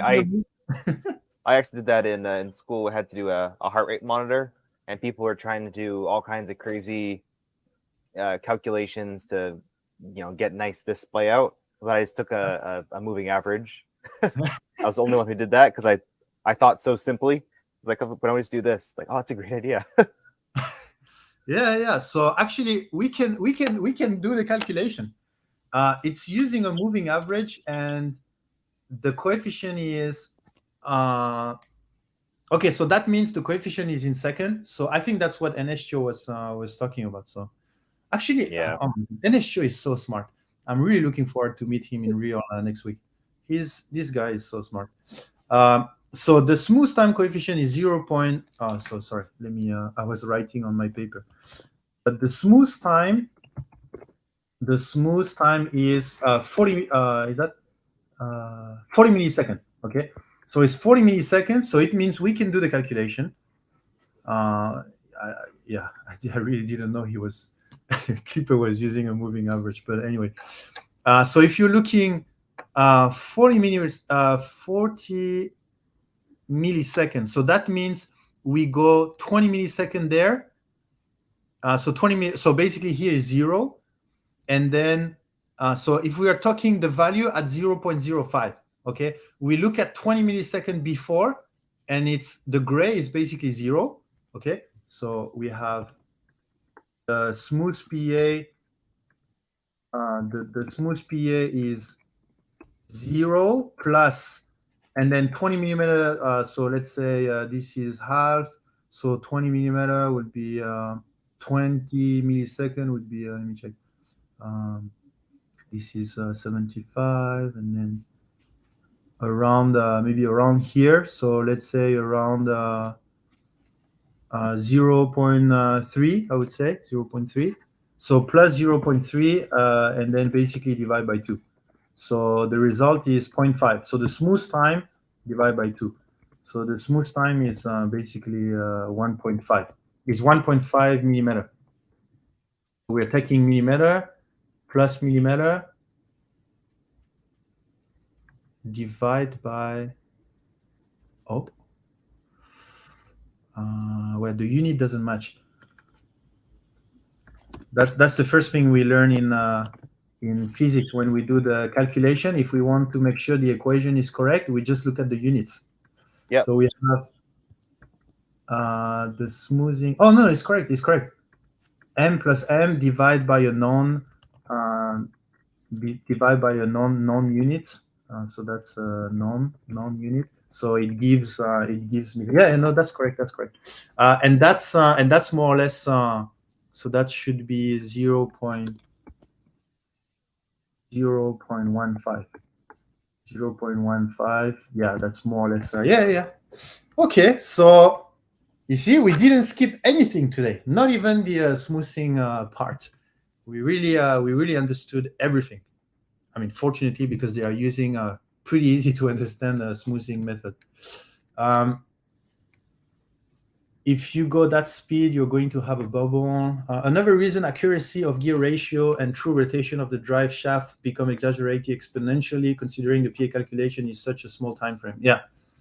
The time we're looking at and after, and it would average out this raw pressure advanced position and do some functions on it in order to meet this value. Whoa, do some function on it? There's no function. It's just an average, no? I was talking about function. We look at the smoothing time divided by 2 before the time we're looking at and after, and it would average out this raw pressure advanced position and do some functions on it in order to. Yeah, I don't know what he means by do some function on it. Meet this value. And all this calculation will be in the spreadsheet. By the way, I've been looking for a spreadsheet, but I didn't find it. It's relatively intensive to process, but it's not a big deal. Yeah, but I don't know that function part, because intensive to process, I mean, it's a moving average. So I think in terms of calculation, it's nothing, right? And so maybe there is a type of function on top of that, which I'm not aware of, but I don't know. Isn't there the whole isn't there the whole pressure advance like graph, like the function? Hold on. Yeah, I'm not sure. Did you have a lot of tripping of the filament? Hey, it's this Lord Britt. Welcome in, Britt, for the raid. 35 people. Hey, Britt, how are you? Fix them, dude. Welcome, everyone. Welcome, everyone. We are liquefying people's brain with with a lot of math. We are basically reviewing. We're basically diving into pressure advance on particularly Clipper pressure advance, and we've had to deal with a lot of mathematical question. So that's very dark side of you. So that's why we're reaching the end. I think we have another maybe 30 minutes, another 30 minutes of mathematical class. 30 minutes. There's like 5 minutes left of the video. That makes sense, Yeah. actually. We almost finished the video. I mean, we've been looking at the video. How long it's been now? 2 hours and 10 minutes. We've almost finished the video. So if you guys, you did start about 30 minutes after. Oh, so. Yeah. That's true. 1 hour and a half for these 16 minutes. So that's not too bad. Someone scratched my brain. So thank you, Syslovbrit, for bringing your community here. I hope you had a good stream. Not sure if you did some props making today or some 3D printing. I hope everything went well. Welcome everyone. It's a pretty heavy live stream. We're usually pretty chill, Zombie. Is that correct? We're usually pretty chill around 3D printing, right? This is a chill stream. Hey, have a good night, Maker Viking. Yeah, have a good night. That's the terror of knowing what this world is about.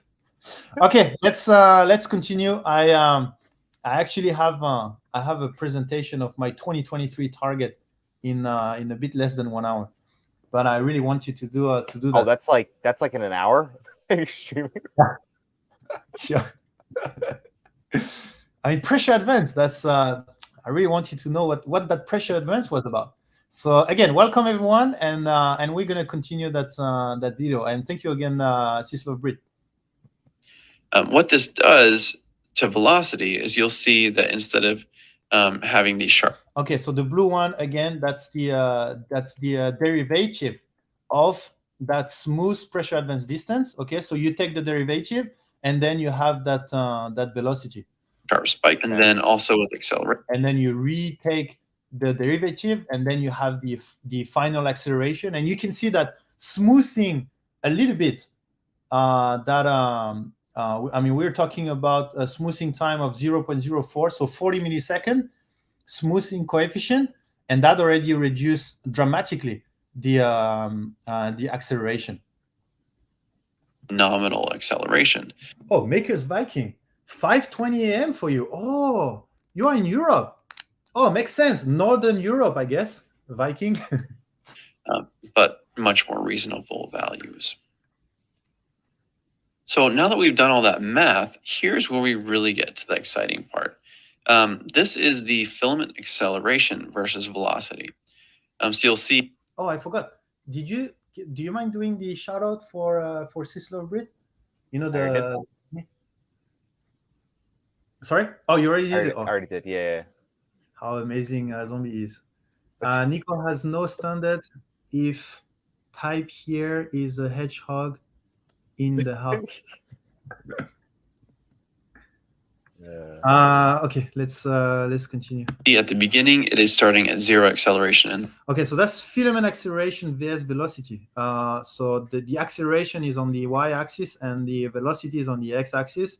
0 velocity when the tool head is stationary, and then it accelerates the filament, and the velocity increases, and then it starts slowing back down. And then we come back to steady state right here, which is the kind of flat part of the velocity curve. And you'll see this 12.6 is basically equal to this right here, where we're at this steady state condition. And in this condition, there is no acceleration. It's just reaching a constant velocity. When we come back here, though, we're slowing back down, and we go back to 0. So anytime that the printer accelerates to maximum velocity, it's going to make this curve, and then it decelerates, it's going to make this curve. And this shape, it will change kind of the size and everything like that, depending on where your starting and ending moves are. But I don't think it will change depending on how he defines starting and ending move. But wherever you are on the build plate or whatever point A to point B, I think it should be the same.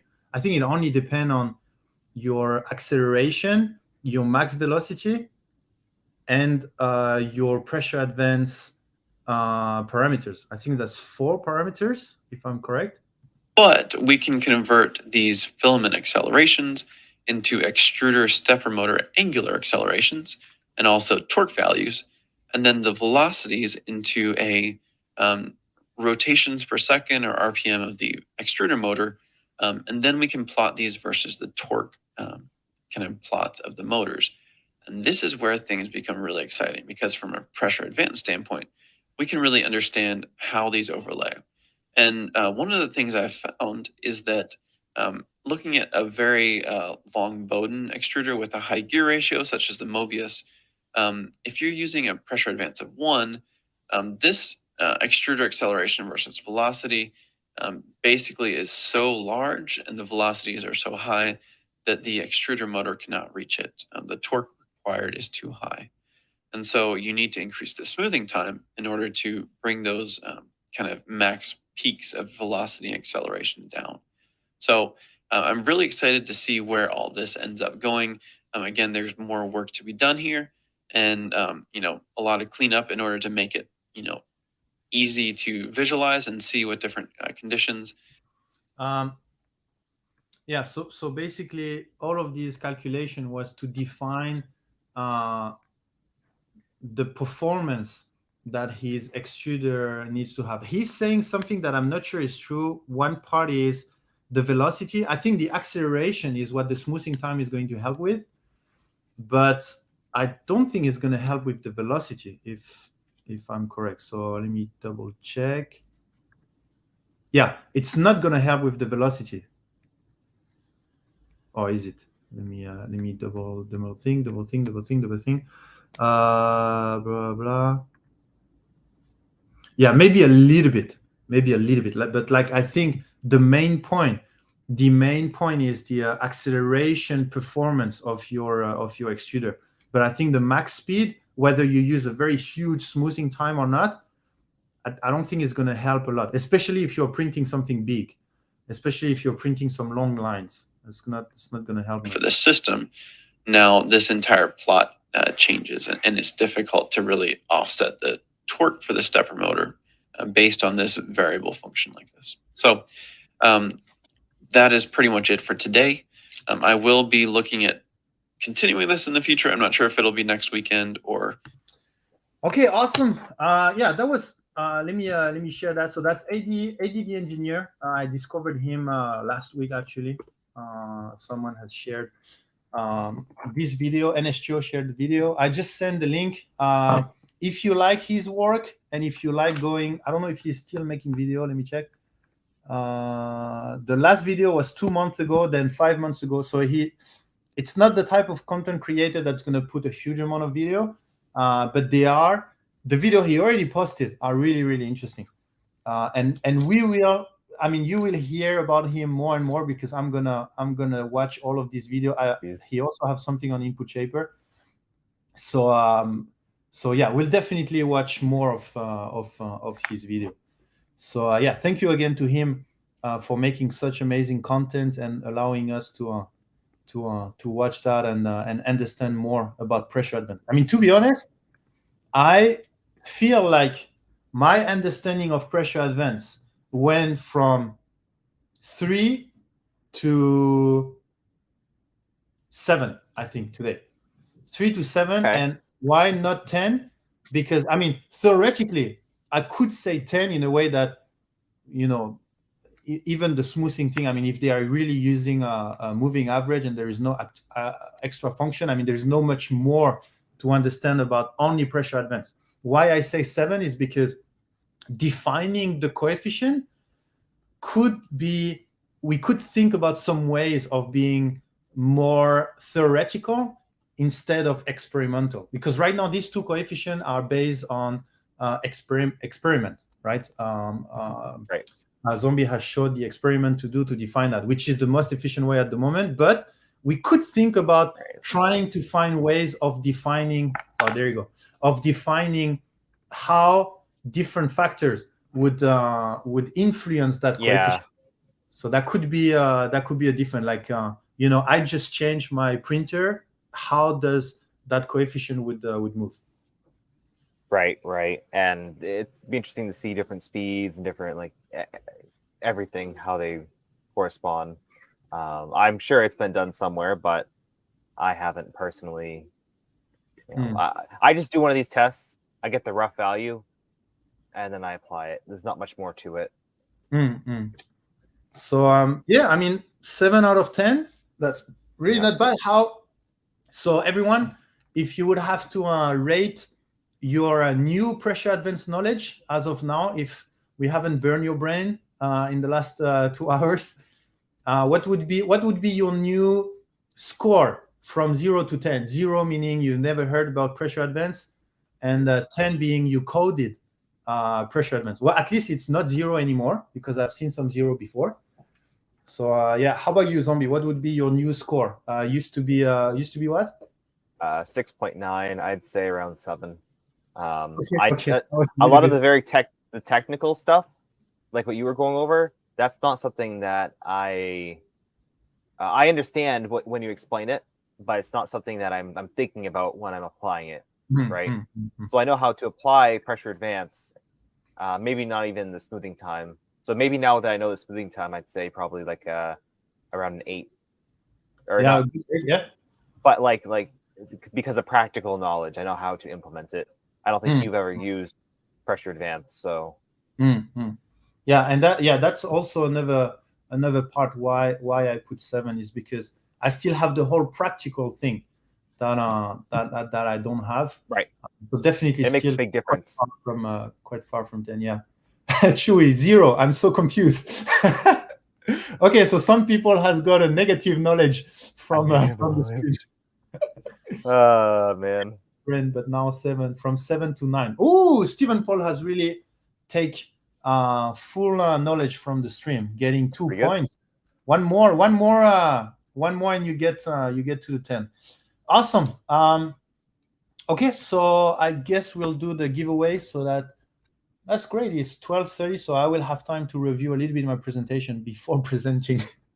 So that will leave me some time. So let's go there. Let's go. Okay. Nice. So, not nice. 3D Jeff, Grace, Attila, thank you all for being awesome. So be awesome. We have 63 viewers at the moment, 71 entries. So I guess most of the people are here. Oh, Sislov Brit is still there. So are you using pressure advance, Sislov Brit? From the stream I watch, I don't think so. If I remember well, I don't think you're using pressure advance. But hopefully you learn a little bit about this nice technology. Okay, great. Have you guys just letting some people joining in? No, I'm not. Okay, got it. Have you guys seen the release from Ray 3D yesterday?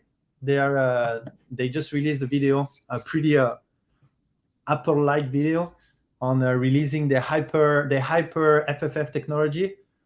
Oh, you did see it? Okay. Oh, is that what people are talking about? I haven't seen it. Yeah, haven't seen it? Okay. Yeah, it's nice. I mean, it clearly shows the industry trend towards productivity, 3D printing, increasing 3D printing productivity. So it was an interesting presentation. I think I already fast prototyping. Okay. Yeah, the new printer looks good for pro people. Yeah, it's more. I mean, it's less for consumers. Most of you, I guess, are not the target for that presentation. But it was interesting just to keep up with where the market is going, where our industry is going. Back again. No, we haven't drawn yet. We're gonna draw now. And anything else you wanna say, Zombie, before I draw? Make sure to like and subscribe. Give us a follow. Buy some Galaxy Dark Blue. Looks pretty cool. Oh, the 3 kg spools. These are really big. If you want to just like get a couple of these to try out, They're really cool. And of course, you can use your K2 clip on the 3 kg spool. Works out just fine.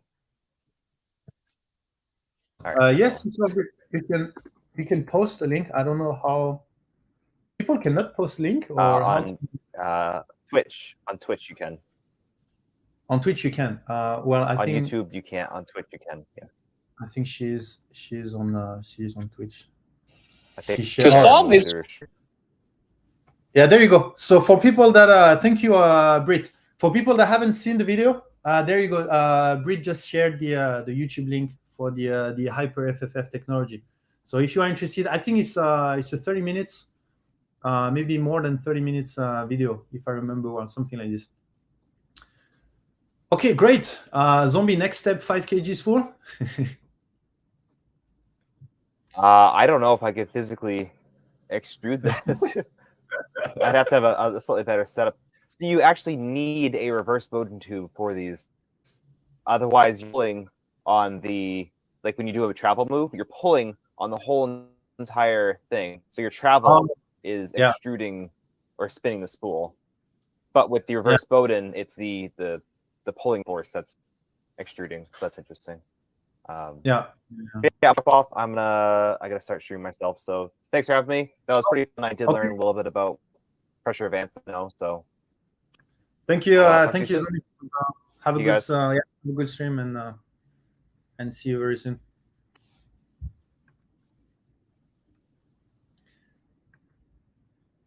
Okay, great. So let's do our giveaway, and then I'm gonna go for my presentation, and you guys can enjoy all the stream or a good rest. I guess it's getting late. So you guys ready? We're gonna draw in 5, 3, 4, 2, 1. Draw. So the winner of today Pressure Advance live stream, a pretty good live stream, I think, is Kieran Clark. Kieran Clark, are you still there from Twitch? With a very nice helmet. But can you guys recognize the helmet? This is from which video game or movie? Is that that's not a Halo helmet, right? That's an advanced Halo helmet. Kieran Clark tagged. Okay, so you can tag him. Sorry. Kieran Clark, yeah. A Doom helmet. Okay, that's pretty nice. Very, very nice. And looks like there's even some LED inside. Very, very nice. Well, Kieran Clark, you just Top Gun. You just won a free spool of Polymaker filament to hopefully print another mask. Maybe I don't know if you are still into helmets. Print another helmet, maybe. So Kieran, bang contact, and reach out to me for this spool. So congratulations again. Who is streaming at the moment? So we have. Oh, it's been a long time. I haven't been to How Many Dragon. It's very different. How Many Dragon. She's. Do you guys know How Many Dragon? She's making this cute dragon, and I just love them. I like this dragon, and she's selling them. She's selling. You can ask for the link. She's selling this small dragon. I wish she was on. I think it's a good. It could be Paisley's. It could be on MakerDeck actually. You could reach out to her for MakerDeck. But anyway, I just love, and she's really chill, and she's like, I like also her voice for her streaming, the chat and stuff. I don't know. You guys go discover, if you didn't know, discover this this incredible maker. She's been doing that for Be Prepared for more than 8 years or 10 years or something like this. Like you're going to see what skills is when it comes to modeling dragons. But anyway, I will see you there. Unfortunately, I mean, I will say hello, but unfortunately, I will directly go to my presentation for the 2023 target for Polymaker. So we need to prepare 2023 already, right? So thank you again, everyone. Thank you, Sislov Brit, Big Jano for the raid today. Thank you, Buildersmark, for all the moderators' work, both on Twitch and on Twitter. Thank you so much for keeping everything nice and clean. Thank you, Non-Fam. And yeah, I wish you all a good day, or most of you, I guess, a good night. And then I will see you maybe this weekend or next Tuesday for another live stream. So thank you again, and then I will see you very, very soon. And don't forget, stay awesome, everyone.